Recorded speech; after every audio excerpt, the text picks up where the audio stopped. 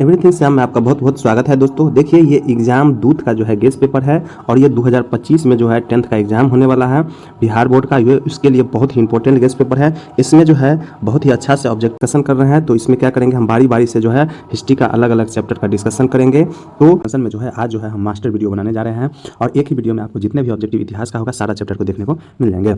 तो चैनल को सब्सक्राइब नहीं किया है तो जल्दी से कर लीजिए, क्योंकि आपको एक ही जगह सारा वीडियो आपको देखने को मिल जाएंगे मेरे चैनल पे। तो चलिए हम शुरू करते हैं। राष्ट्रवाद, इसमें देखिए पहला क्वेश्चन है। ये वीडियो थोड़ा स्पीड में होने वाला है क्योंकि ये मास्टर वीडियो है और अगर आपको धीरे धीरे देखना है तो अगर अलग अलग से वीडियो बना के दिया है चैप्टर बाय चैप्टर तो वो देख सकते हैं। शुरू करते हैं। पहला क्वेश्चन देखिए, रॉबर्ट ओवेन कहाँ के निवासी था? तो याद रखना है ये ब्रिटेन का निवासी था। दूसरा क्वेश्चन, यंग यूरोप की स्थापना हुई थी? तो ये जो हो जाएगा 1928 ईस्वी में हुआ था। अगला क्वेश्चन देखिए 3 नंबर का रहा है, यंग इटली के संस्थापक किसने की थी? तो ये हो जाएगा मेजनी किया था। इसके बाद है चौथा क्वेश्चन देखिए, यंग यूरोप का संस्थापक कौन था? तो ये हो जाएगा मेजनी हो जाएगा। इटली में राष्ट्रवाद का जनक कौन था? तो ये हो जाएगा नेपोलियन हो जाएगा। इसका आंसर क्या हो जाएगा? 5 का 3 हो जाएगा। 6 का देखिए, इटली के एकीकरण का मसीहा कौन था? तो ये हो जाएगा मेजनी हो जाएगा। इसके बाद है इटली के एकीकरण की तलवार कौन थी? तो ये हो जाएगा गौरिवाल्डी हो जाएगा। 7 का पी आंसर हो जाएगा। 8 में देखिए, इटली एवं जर्मनी वर्तमान में किस महादेश के अंतर्गत आते हैं? तो ये हो जाएगा यूरोप का। इसके बाद है जर्मनी के एकीकरण के लिए कौन उत्तरदायी था? तो ये हो जाएगा बिस्मार्क हो जाएगा। 10 नंबर क्वेश्चन देखिए, जर्मनी के एकीकरण का प्रमुख वास्तुकार कौन था? तो ये हो जाएगा बिस्मार्क हो जाएगा। और इटली एवं जर्मनी के एकीकरण के विरुद्ध कौन सा देश था? तो ये हो जाएगा ऑस्ट्रिया हो जाएगा। इसके बाद है 12 नंबर क्वेश्चन देखिए, इटली के एकीकरण में निम्न में किसका संबंध नहीं था? तो आपको ध्यान रखना है बिस्मार्क का जो संबंध नहीं था, मेजनी का, गौरिवाल्डी का और काबूल का संबंध था। इसके बाद है 13 नंबर देखिए, फ्रांस की क्रांति का मुख्य कारण क्या था? तो ये हो जाएगा निरंकुश शासन हो जाएगा। अगला क्वेश्चन की ओर चलते हैं। 14 नंबर देखिए, फ्रांस की क्रांति का अग्रदूत किसे कहा जाता है? तो ये जो हो जाएगा रूसो को हो जाएगा। इसके बाद है फ्रांस ने मानव और नागरिक अधिकारों की घोषणा किस सभा में की थी? तो ये हो जाएगा संविधान सभा में। इसके बाद है 16 नंबर क्वेश्चन की ओर चलते हैं। 16 नंबर में देखिए, फ्रांस में सामंतवाद का अंत हुआ था तो कब हुआ था? अथवा फ्रांसीसी क्रांति कब हुई थी? तो 4 अगस्त 1789 ईस्वी में। अगला क्वेश्चन देखिए 17 नंबर का है, फ्रांस में किस शासन वंश की पुनर्स्थापना वियना कांग्रेस द्वारा की गई थी? तो ये हो जाएगा बुर्बो राजवंश का। 18 नंबर देखिए, यूरोपीय सभ्यता का पालना किसे कहा जाता है? तो ये हो जाएगा यूनान का हो जाएगा। इसके बाद है 19 नंबर देखिए, यूरोप का मरीज किसे कहा जाता है? तो ये हो जाएगा तुर्की का। अगला देखिए, यूरोप वासियों के लिए किस देश का साहित्य एवं ज्ञान विज्ञान जो है प्रेरणा स्रोत रहा है? ये हो जाएगा यूनान का। इसके बाद अगला देखिए, यूरोपीय राष्ट्रवाद से प्रभावित होकर किस भारतीय शासक ने जैकोबिन क्लब की स्थापना की है? तो ये हो जाएगा टीपू सुल्तान ने किया है। कहाँ? तो ये मैसूर का रहने वाला था भारत का। इसके बाद है बिस्मार्क कौन था? तो बिस्मार्क जो हो जाएगा एक कूटनीतिज्ञ था। अगला क्वेश्चन देखिए, बिस्मार्क पर्सा का चांसलर कब नियुक्त किया है? तो ये हो जाएगा 1862 ईस्वी में हुआ है। इसके बाद है बिस्मार्क किस विद्वान की विचारधारा से प्रभावित था? तो ये हो जाएगा हीगेल के विचारधारा से। इसके बाद है वियना सम्मेलन कब हुआ है? तो ये हो जाएगा 1815 ईस्वी में हुआ है। इसके बाद है वियना सम्मेलन का अध्यक्ष कौन था? तो ये हो जाएगा मेटरनिक था। इसके बाद है विलियम प्रथम कहाँ का शासक था? तो ये हो जाएगा पर्सा का शासक। और नेपोलियन कोड में कुल कितने कोड होते हैं? तो ये हो जाएगा आपको 5 होते हैं, याद रखना है। इसके बाद है 29 नंबर देखिए, नेपोलियन ने जर्मनी में किस संघ की स्थापना की है? तो ये हो जाएगा रैन संघ का। और अगला क्वेश्चन देखिए 30 नंबर कह रहा है, नेपोलियन संहिता किस वर्ष लागू की गई थी? तो 1804 ईस्वी में हो जाएगा। इसके बाद अगला क्वेश्चन देखिए, मेटरनिक क्या था? तो मेटरनिक जो हो जाएगा एक घोर प्रतिक्रियावादी था। और 32 नंबर देखिए, मेटरनिक का पतन किस वर्ष हुआ है? तो ये 1848 ईस्वी में हो गया है।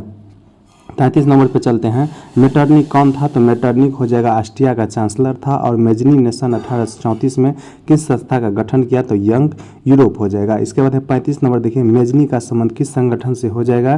तो ये हो जाएगा कार्बोनेरी संगठन से हो जाएगा। इसके बाद है जाल्वेराइन एक संस्था थी किसकी? तो ये हो जाएगा व्यापारियों का। इसके बाद है जाल्वेराइन की स्थापना किस राज्य ने की थी? तो ये हो जाएगा पर्सा ने। इसके बाद है हंगरी की राजधानी कहाँ है? तो ये हो जाएगा बुडापेस्ट हो जाएगा। इसके बाद देखिए 39 नंबर कह रहा है, हंगरी की भाषा क्या है? तो देखिए म्यांमार दे दिया है, मैग्यार होता है, तो याद रखना आप लोग क्या होगा, म्यांमार नहीं हो गया, मैग्यार हो जाएगा। 40 नंबर देखिए, हंगरी में आंदोलन का नेतृत्व किसने किया था? तो ये हो जाएगा कोसुत ने। और हनोई समझौता कब हुआ है? तो ये हो जाएगा 1946 ईस्वी में। अगला क्वेश्चन देखिए, सेडोबा के युद्ध में किसकी पराजय हुई थी? तो ये हो जाएगा ऑस्ट्रिया का। और सेडोबा का युद्ध किन के मध्य हुआ था? तो ये हो जाएगा ऑस्ट्रिया और पर्सा के बीच हुआ था। सेडोन का युद्ध किन किन के बीच हुआ था? सेडोन का युद्ध तो हो जाएगा पर्सा और फ्रांस के बीच हुआ था। इसके बाद अगला क्वेश्चन देखिए, जर्मनी का एकीकरण कब पूरा हुआ है? 1871 ईस्वी में हो जाएगा। और जर्मनी रैन राज्य का निर्माण किसने किया था? तो ये हो जाएगा नेपोलियन बोनापार्ट हो जाएगा। इसके बाद है 47 नंबर देखिए, यूनान के स्वतंत्रता संग्राम में किसकी पराजय हुई थी? तो ये हो जाएगा तुर्कों की। और क्रीमिया युद्ध कब हुआ है? तो याद रखना 1853 से 54 ईस्वी में जो है क्रीमिया युद्ध हुआ है। इसके बाद अगला क्वेश्चन देखिए, 49 नंबर का है, कार्बोनेरी की स्थापना हुई थी? तो ये हो जाएगा 1810 ईस्वी में। और काउंट काबूल को विक्टर एम्यूल ने किस पद पर नियुक्त किया था? तो ये हो जाएगा प्रधानमंत्री पर। इसके बाद अगला क्वेश्चन देखिए, राष्ट्रवाद की अवधारणा का जन्म किस घटना से माना जाता है? तो ये हो जाएगा फ्रांस की क्रांति से। फ्रांस की क्रांति हुआ था 1789 का, इससे करके याद रखना है आपको। इसके बाद रक्त एवं लौह नीति के अवलंबन किसने किया था? तो ये हो जाएगा बिस्मार्क ने। लाल कुट्टी का गठन किसने किया है? तो ये हो जाएगा लाल कुट्टी का गठन किसने किया है? तो ये हो जाएगा इसका आंसर गौरीवाल्डी हो जाएगा। अगला क्वेश्चन, फ्रैंकफर्ट की संधि कब हुई है? तो याद रखना 1871 ईस्वी में। वर्साई की संधि कब हुई है? तो याद रखना है 1919 ईस्वी में एक वर्साई की संधि हुई थी। इसके बाद है 56 नंबर क्वेश्चन देखिए, मारी आन किस देश के राष्ट्रवाद का प्रतीक था? तो ये हो जाएगा फ्रांस का। इसके बाद अगला क्वेश्चन 57 नंबर देखिए, इंग्लैंड का कौन सा कवि यूनानियों की स्वतंत्रता के लिए यूनान में ही शहीद हो गया? तो ये हो जाएगा लॉर्ड बायरन हो जाएगा। इसके बाद अगला क्वेश्चन देखिए, 58 नंबर, गौरीवाल्डी पेशे से क्या था? तो ये हो जाएगा नाविक हो जाएगा। और चार्टिस्ट आंदोलन कहाँ हुआ था? तो इंग्लैंड में हुआ था। इसके बाद है वार एंड पीस किसकी रचना है? ये हो जाएगा लियो टॉल्स्टॉय का हो जाएगा।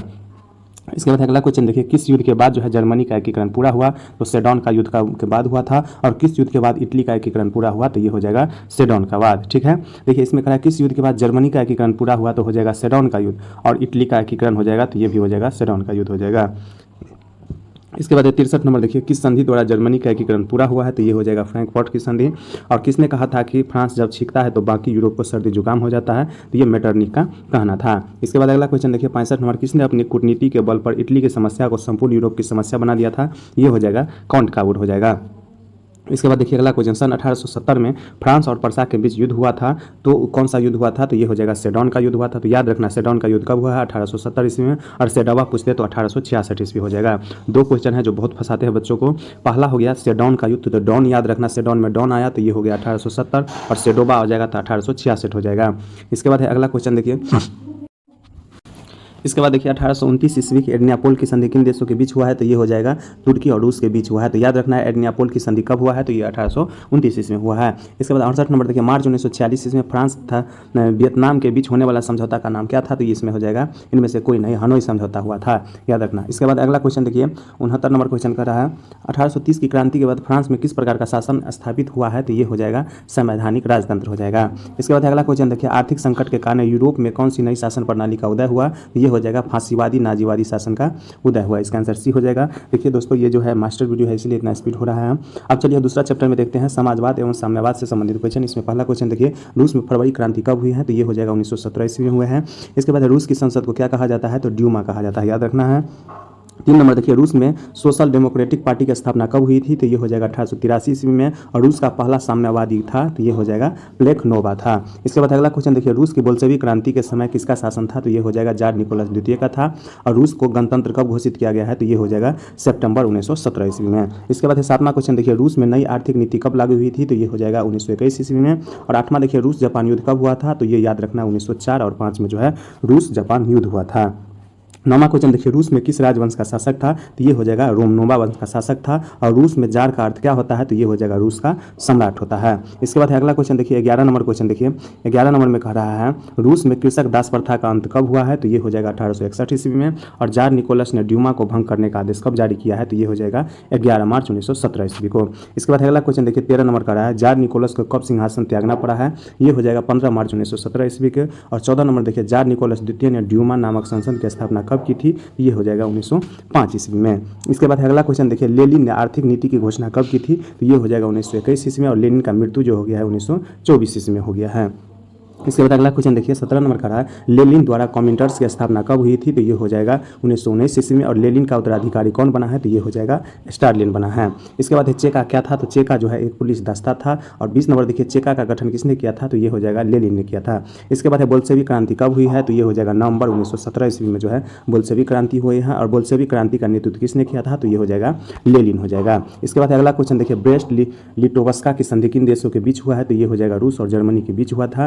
और अगला क्वेश्चन, निम्नलिखित में किसे साम्यवाद के संस्थापक के रूप में जाना जाता है? तो ये हो जाएगा कार्ल मार्क्स हो जाएगा। इसके बाद 25 नंबर देखिए, साम्यवादी घोषणा पत्र जिसे हम कहते हैं कम्युनिस्ट मैनिफेस्टो के लेखक कौन है? तो ये हो जाएगा कार्ल मार्क्स और फ्रेडरिक एंगल्स हो जाएगा। इसका आंसर क्या हो जाएगा? सी हो जाएगा। और अगला क्वेश्चन देखिए, साम्यवादी शासन का पहला प्रयोग कहाँ हुआ था? तो ये हुआ था रूस में हुआ था। इसके बाद स्वप्नदर्शी समाज का संस्थापक कौन था? ये हो जाएगा रॉबर्ट ओवेन हो जाएगा। इसके बाद अगला क्वेश्चन देखिए 28 नंबर खड़ा, साम्यवादी घोषणा पत्र जिसे हम कम्युनिस्ट मैनिफेस्टो का प्रकाशन कब हुआ था? तो ये हो जाएगा 1848 ईस्वी में हुआ था। और 29 नंबर देखिए, सोवियत संघ का विघटन किस वर्ष हुआ? तो ये हो जाएगा 1921 ईस्वी में। ये टोटल जो है 15 देशों में टूट गया था। यूएसएसआर जो है 14 देश अलग हो गए थे, एक देश अपने थे, तो टोटल कितना हो जाएगा? 15 देश हो जाएगा। इसके बाद 30 नंबर देखिए, स्टालिन कम्युनिस्ट पार्टी का क्या था? तो ये हो जाएगा महासचिव चुना गया था। इसके बाद अगला क्वेश्चन देखिए, भारतीय कम्युनिस्ट पार्टी की संस्थापक किसने की है? तो ये हो जाएगा एम.एन. राय ने किया है। और दुनिया के मजदूर एक हो किसने कहा था? तो ये कहा था कार्ल मार्क्स ने कहा था। इसके बाद अंतर्राष्ट्रीय मजदूर दिवस कब मनाया जाता है? तो ये हो जाएगा 1 मई को। और किसे समाजवादियों का बाइबल कहा जाता है? तो ये याद रखना, दास कैपिटल को। इसके बाद प्रथम इंटरनेशनल की स्थापना कब और कहाँ हुई थी? तो याद रखना 1864 में। और कहाँ हुआ था? लंदन में हुआ था। इसके बाद द्वितीय इंटरनेशनल की स्थापना कब और कहाँ हुई थी? तो याद रखना 1889 ईस्वी में। और कहाँ हुआ था? पेरिस में। पेरिस कहाँ है? तो फ्रांस की राजधानी पेरिस हो जाएगा। और तीसरा इंटरनेशनल की स्थापना कब और कहाँ हुई थी? तो याद रखना 1919 में। और मास्को कहाँ है? रूस की राजधानी जो है मास्को है। इसके बाद अगला क्वेश्चन देखिए, भूमि, शांति और रोटी ये तीनों नारा किसने दिए हैं? तो याद रखना लेनिन ने दिया है। और खूनी रविवार किस तिथि को तथा किस वर्ष हुआ था? तो याद रखना 9 जनवरी 1905 को हुआ था। इसके बाद रासपुटिन कौन था? तो रासपुटिन जो है एक भ्रष्ट पादरी था। 40 का बी आंसर हो जाएगा। इसके बाद 41 नंबर देखिए, अप्रैल 38 किसने तैयार की थी? तो याद रखना लेनिन। और 1919 में तृतीय इंटरनेशनल अथवा कम्युनिस्ट्स की स्थापना कहाँ हुई थी? तो याद रखना है मास्को कहाँ है? तो रूस की राजधानी है। इसके बाद 43 नंबर देखिए, वर्ग संघर्ष के सिद्धांत की व्याख्या किसने की थी? तो याद रखना है कार्ल मार्क्स। और नई आर्थिक नीति जिसे नेप कहा जाता है, उसका जन्मदाता कौन था? तो ये याद रखना लेनिन है। इसके बाद फ्रांसीसी समाजवाद का विकास का जन्मदाता किसे कहा जाता है? तो याद रखना सेंट साइमन को कहा जाता है। इसके बाद अगला क्वेश्चन देखिए, अगला 46 नंबर का है, इंग्लैंड में समाजवाद का जनक किसे माना जाता है? तो ये हो जाएगा रॉबर्ट ओवेन को हो जाएगा। इसके बाद 1917 की पहली रूसी क्रांति को किस नाम से जाना जाता है? तो ये हो जाएगा फरवरी की क्रांति। और दास कैपिटल का प्रकाशन किस वर्ष हुआ है? तो याद रखना है 1867 ईस्वी में हुआ है। दास कैपिटल किसका बुक हो जाएगा? तो ये कार्ल मार्क्स का हो जाएगा। इसके बाद 49 नंबर देखिए, 24 अक्टूबर 1917 की क्रांति काल में रूस का प्रधानमंत्री कौन था? तो ये याद रखना क्रेंस्की था। इसके बाद 50 नंबर देखिए, दास कैपिटल किसकी रचना है? तो ये याद रखना है कार्ल मार्क्स का हो जाएगा। और कार्ल मार्क्स का जन्म कहाँ हुआ है? तो जर्मनी में हुआ है। कब हुआ है? तो 5 मई 1818 ईस्वी को जन्म हुआ है। 1883 में इसका मृत्यु हो गया है। इसके बाद अगला क्वेश्चन देखिए, वार एंड पीस की रचना किसकी है? तो याद रखना टॉल्स्टॉय का है। और यूटोपियन समाजवादी कौन नहीं था? तो ये देखिए कार्ल मार्क्स जो है यूटोपियन समाजवादी नहीं था। लुई ब्लास, सेंट साइमन और रॉबर्ट ओवेन जो है यूटोपियन समाजवादी था। इसके बाद है लाल सेना का गठन किसने किया है? तो ये हो जाएगा ट्रोट्स्की ने किया है। इसके बाद अगला देखिए, इसमें जो है अगला चैप्टर आ गया है हिंद चीन में राष्ट्रवादी आंदोलन। ठीक है, और इसमें देखते हैं पहला क्वेश्चन जो इसमें दिया है। देखिए, हिंद चीन पहुंचने वाला प्रथम व्यापारी कौन था? तो ये हो जाएगा पुर्तगाली हो जाएगा। और हिंद चीन क्षेत्र में कौन सा देश शामिल नहीं है? तो देखिए इसमें जो है कौन कौन सा देश आते हैं, ठीक है, शामिल नहीं, ये नहीं है, कौन कौन सा देश आ जाएंगे? तो ये हो जाएगा कंबोडिया, वियतनाम और लाओस। इसको इसी तरह याद रखना है, कंबोडिया, वियतनाम और लाओस में जो है हिंद चीन में आते हैं ये तीनों देश। इसके बाद हिंद चीन में बसने वाले फ्रांसीसी को कहे जाते थे, तो कोलोन कहे जाते थे। और हिंद चीन में कौन सा राष्ट्र शामिल नहीं था? तो ये हो जाएगा चीन हो जाएगा। इसके बाद अगला क्वेश्चन देखिए, हिंद चीन क्षेत्र में अंतिम युद्ध समाप्ति के समय में अमेरिकी राष्ट्रपति कौन थे? तो ये हो जाएगा निकलसन था। और देखिए, वियतनामी कम्युनिस्ट पार्टी की स्थापना हो ची मिन्ह ने की थी। कब की थी? तो ये हो जाएगा फरवरी 1930 ईस्वी में। इसके बाद है वियतनामी कम्युनिस्ट पार्टी का संस्थापक कौन था? तो ये हो जाएगा हो ची मिन्ह हो जाएगा। इसके बाद 8वां क्वेश्चन देखिए, कहा वियतनाम में लोकतांत्रिक गणराज्य की स्थापना किस वर्ष हुई थी? तो ये हो जाएगा 1945 ईस्वी में। और वियतनाम में स्कॉलर्स रिवोल्ट किसके विरुद्ध हुआ था? तो ये हो जाएगा किसके विरुद्ध हो जाएगा? ईसाई धर्म प्रचार के विरुद्ध हो जाएगा। इसके बाद 10वां देखिए, वियतनाम के लोगों की जनसंघर्ष सेना का क्या नाम था? तो ये हो जाएगा वियत मिन हो जाएगा। इसके बाद अगला क्वेश्चन देखिए, वियतनाम में ईसाइयत के विरुद्ध कौन सा विद्रोह हुआ था? तो ये हो जाएगा स्कॉलर्स रिवोल्ट हुआ था। इसके बाद देखिए, वियतनाम में टोकिंग फ्री स्कूल की स्थापना कब हुई थी? तो ये हो जाएगा 1907 ईस्वी में हुई थी। इसके बाद अगला क्वेश्चन देखिए, द्वितीय विश्व युद्ध से पूर्व वियतनाम किस देश का हिस्सा था? तो ये हो जाएगा हिंद चीन का हिस्सा था। और उत्तरी और दक्षिणी वियतनाम का एकीकरण कब हुआ है? तो ये हो जाएगा 1975 ईस्वी में। इसके बाद अगला क्वेश्चन देखिए 15 नंबर खड़ा है, किस राष्ट्रपति के शासनकाल में अमेरिका ने पहली बार वियतनाम में युद्ध में भाग लिया था? ये हो जाएगा जॉन एफ कैनेडी के नेतृत्व में। इसके बाद है 16 नंबर देखिए, किस प्रसिद्ध दार्शनिक ने एक अदालत लगाकर अमेरिका को वियतनाम युद्ध के लिए दोषी करार दिया था? ये हो जाएगा रसेल हो जाएगा। अगला देखिए 17 नंबर क्वेश्चन कर रहा है, किस समझौते ने पूरे वियतनाम को दो हिस्से में बांट दिया था? तो ये हो जाएगा जेनेवा समझौता। और मार्च 1946 ईस्वी में फ्रांस और वियतनाम में कौन सा समझौता हुआ था? तो ये हो जाएगा हनोई समझौता हुआ था। कब हुआ था? 1946 ईस्वी में। 19 नंबर देखिए, एकीकृत वियतनाम की स्थापना किस वर्ष हुई है? तो ये हो जाएगा 1975 में। और the history of the loss of Vietnam किसने लिखा है? तो ये हो जाएगा फॉन बोई चाओ ने लिखा है। इसके बाद 21 नंबर देखिए, वियत मिन्ह सरकार की स्थापना कब हुई थी? तो ये हो जाएगा 1945। और वियत मिन्ह की स्थापना किसने की थी? तो हो जाएगा हो ची मिन्ह ने। हुआ आंदोलन किस प्रकृति का था? तो ये हो जाएगा क्रांतिकारी धार्मिक प्रवृत्ति का था। इसका आंसर क्या हो जाएगा? डी हो जाएगा। इसके बाद अगला क्वेश्चन देखिए 24 नंबर कह रहा है हुआ आंदोलन के नेता कौन थे? तो याद रखना हुए फूसो था। तो हुआ आंदोलन का नेता कौन हो गया? फूसो हो गया।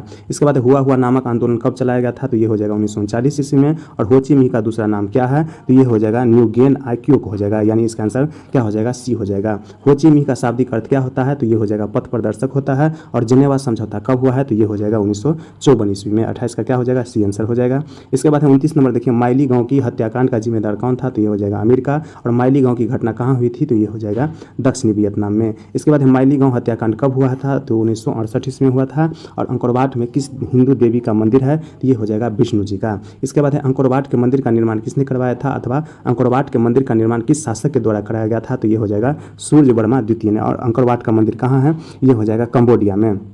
34 नंबर देखिए, अंकोरवाट का मंदिर कहाँ स्थित है? तो ये हो जाएगा कंबोडिया। और राजा सूर्य वर्मन द्वितीय ने कब अंकोरवाट मंदिर का निर्माण करवाया है? तो ये हो जाएगा 12वीं शताब्दी में। इसके बाद अगला देखिए, कंबोडिया और लाओस प्रदेश में किस सभ्यता का प्रभाव था? तो ये हो जाएगा भारतीय। और कंपुचिया का पुराना नाम क्या था? तो ये हो जाएगा कंबोडिया। कंबोडिया की राजधानी कहाँ है? तो ये हो जाएगा नोम पेन हो जाएगा। ठीक है। इसके बाद 39 नंबर देखिए, हिंद चीन में कोलोन थे। तो कोलोन क्या थे? तो ये वियतनाम में रहने वाले फ्रांसीसी नागरिक को क्या कहा जाते थे? कोलोन कहे जाते थे। इसके बाद कन्फ्यूशियस कौन था? तो ये हो जाएगा एक चीनी विचारक था। इसके बाद अगला क्वेश्चन देखिए, लाओस और कंबोडिया में कम साम्यवादी दल की सरकारें कायम हुई हैं? ये हो जाएगा 1975 में। किसका? तो कंबोडिया में साम्यवादी दल की सरकारें जो है कायम हुई है 1975 में। इसके बाद लियांग किचाओ कौन था? तो ये हो जाएगा उपयुक्त में से कोई नहीं, इसका आंसर हो जाएगा डी। ठीक है। इसके बाद अगला क्वेश्चन देखिए 43 नंबर, इंडो चाइना किस देश का उपनिवेश था? ये हो जाएगा फ्रांस का हो जाएगा। इसके बाद 44 नंबर देखिए, फ्रेंच इंडो चाइना की स्थापना किस वर्ष हुई है? ये हो जाएगा 1887 ईस्वी में। और 45 नंबर देखिए, दिएन वियन फू के युद्ध में कौन देश बुरी तरह हार गया है? तो ये हो जाएगा फ्रांस जो है। ठीक है। इसके बाद अगला क्वेश्चन देखिए, अनामी दल का संस्थापक कौन था? तो ये हो जाएगा जोत ग्युएन आय हो जाएगा। ठीक है। अनामी दल का संस्थापक कौन होगा? जोत ग्युएन आय हो जाएगा। इसका आंसर सी हो जाएगा। इसके बाद है तोकिंग अन्नाम में किस सभ्यता संस्कृति का प्रभाव था? तो ये हो जाएगा चीनी हो जाएगा। इसके बाद है पायट लाओ का गठन कहाँ किया गया था? तो ये हो जाएगा लाओस में। इसके बाद जापान जैसे छोटे देश ने कब विशालकाय रूस को हरा दिया है? तो ये हो जाएगा 1905 ईस्वी में। इसके बाद हनोई समझौता कब हुआ है? तो ये याद रखना 1946 ईस्वी में हुआ है। और पेरिस शांति समझौता कब हुआ है? तो पेरिस शांति समझौता 1974 ईस्वी में हुआ है। इसके बाद है नरोत्तम सिंहानु कहाँ के शासक थे? तो ये हो जाएगा कंबोडिया का। इसके बाद देखिए अगला चैप्टर का नाम है भारत में राष्ट्रवाद है। इससे संबंधित हम क्वेश्चन देखते हैं। ठीक है। ये चैप्टर जो है बहुत इंपॉर्टेंट है। इसमें देखिए पहला क्वेश्चन है, गांधी जी को महात्मा की उपाधि किसने दी है? तो ये याद रखना रविंद्रनाथ टैगोर ने दिया है। दूसरा क्वेश्चन देखिए, गांधी जी ने साबरमती आश्रम की स्थापना कब की थी? ये हो जाएगा 1916 ईस्वी में हो जाएगा। इसके बाद है तीसरा देखिए, गांधी जी ने दांडी यात्रा की स्थिति को आरंभ किया है? तो ये हो जाएगा 12 मार्च 1930 को। और गांधी जी ने सत्याग्रह का प्रयोग पहली बार कहाँ किया है? ये हो जाएगा दक्षिण अफ्रीका में। इसके बाद है गांधी जी दक्षिण अफ्रीका कब गए थे? तो ये हो जाएगा 1893 ईस्वी में गए थे। और आए कब है? तो ये है 1915 ईस्वी में आए हैं। 9 जनवरी 1915 को जो है दक्षिण अफ्रीका से भारत आए थे। इसके बाद छठा क्वेश्चन देखिए, गांधी जी ने सर्वप्रथम किस अंग्रेजी नीति का विरोध किया है? तो ये हो जाएगा नस्लवाद हो जाएगा। इसके बाद महात्मा गांधी ने किस पत्रिका का संपादन किया है? तो ये हो जाएगा यंग इंडिया हो जाएगा। इसके बाद 8वां क्वेश्चन देखिए, महात्मा गांधी दक्षिण अफ्रीका से भारत कब वापस आए हैं? तो ये हो जाएगा 1915 ईस्वी में, 9 जनवरी 1915 याद रखना है। और 9वां देखिए, किनके अनुरोध पर महात्मा गांधी चंपारण आए थे? तो याद रखना है राजकुमार शुक्ल के अनुरोध पर। इसके बाद गांधी जी अपना राजनीतिक गुरु किसे मानते थे? तो याद रखना है गोपाल कृष्ण गोखले को जो है अपना राजनीतिक गुरु मानते थे। इसके बाद 11 नंबर देखिए, महात्मा गांधी ने नमक कानून किस दिन भंग किया है? तो याद रखना है 6 अप्रैल 1930 को। इसका आंसर क्या हो जाएगा? बी हो जाएगा। इसके बाद नमक कानून तोड़ने के लिए गांधी जी ने कौन सा स्थान चुना था? तो याद रखना है दांडी। दांडी कहाँ हो जाएगा? गुजरात में हो जाएगा। और हिंद स्वराज नामक पुस्तक किसने लिखा है? तो याद रखना है गांधी जी ने। इसके बाद अगला क्वेश्चन देखिए, अपनी पुस्तक हिंद स्वराज में गांधी जी ने किस आंदोलन का उल्लेख किया है? तो याद रखना है जो असहयोग आंदोलन का जो है उल्लेख हुआ। असहयोग आंदोलन कब हुआ है? 1920 ईस्वी में। इसके बाद चौरी चौरा कांड के बाद गांधी जी ने किस आंदोलन को वापस ले लिया था? ये हो जाएगा असहयोग आंदोलन। इसके बाद है देखिए 16 नंबर देखिए चौरी चौरा वर्तमान भारत के किस राज्य में स्थित है, तो ये हो जाएगा उत्तर प्रदेश में। और चौरी चौरा कांड कब हुआ था, तो ये हो जाएगा 5 फरवरी 1922 ईस्वी को हुआ था। इसके बाद है जालियांवाला बाग हत्याकांड किस तिथि को हुआ था, तो ये हो जाएगा 13 अप्रैल 1919 को जो जालियांवाला बाग हत्याकांड हुआ था। 19 नंबर क्वेश्चन देखिए जालियांवाला बाग हत्याकांड के विरोध में किसने कैसर ए हिंद की उपाधि त्याग दी थी, तो ये हो जाएगा गांधी जी ने। और जालियांवाला बाग हत्याकांड की जांच के लिए सरकार ने किस समिति का गठन किया था, तो ये हो जाएगा हंटर समिति का। इसके बाद अगला क्वेश्चन देखिए किस कानून के विरोध में जालियांवाला बाग में सभा का आयोजन हुआ था, तो याद रखना है रॉलेट एक्ट के विरोध में जो है सभा का आयोजन किया गया था। इसके बाद अगला क्वेश्चन देखिए 22 नंबर का है रॉलेट कानून किस वर्ष पारित हुआ था, तो याद रखना 1919 ईस्वी में हुआ था। और रॉलेट कानून किस उद्देश्य से लाया गया था, तो ये हो जाएगा क्रांतिकारी गतिविधियों पर अंकुश लगाने के लिए। इसके बाद अगला क्वेश्चन देखिए 24 नंबर रॉलेट एक्ट के विरोध में देशव्यापी हड़ताल कब हुई थी, तो याद रखना है 6 अप्रैल 1919 को। और 25 नंबर देखिए साइमन कमीशन किस वर्ष भारत आया था, तो याद रखना 1928 ईस्वी में। इसके बाद अगला क्वेश्चन देखिए साइमन कमीशन के अध्यक्ष कौन थे, तो ये हो जाएगा सर जॉन साइमन हो जाएगा। 27 नंबर देखिए स्वराज दल की स्थापना किस वर्ष हुई थी, तो ये हो जाएगा 1923 ईस्वी में। और स्वराज दल के अध्यक्ष कौन थे, तो ये हो जाएगा मोतीलाल नेहरू। 28 का आंसर हो जाएगा डी नंबर। इसके बाद 29 नंबर देखिए अखिल भारतीय किसान सभा का गठन कब और कहाँ हुआ था, तो ये 1927 ईस्वी में और सोनपुर में हुआ था।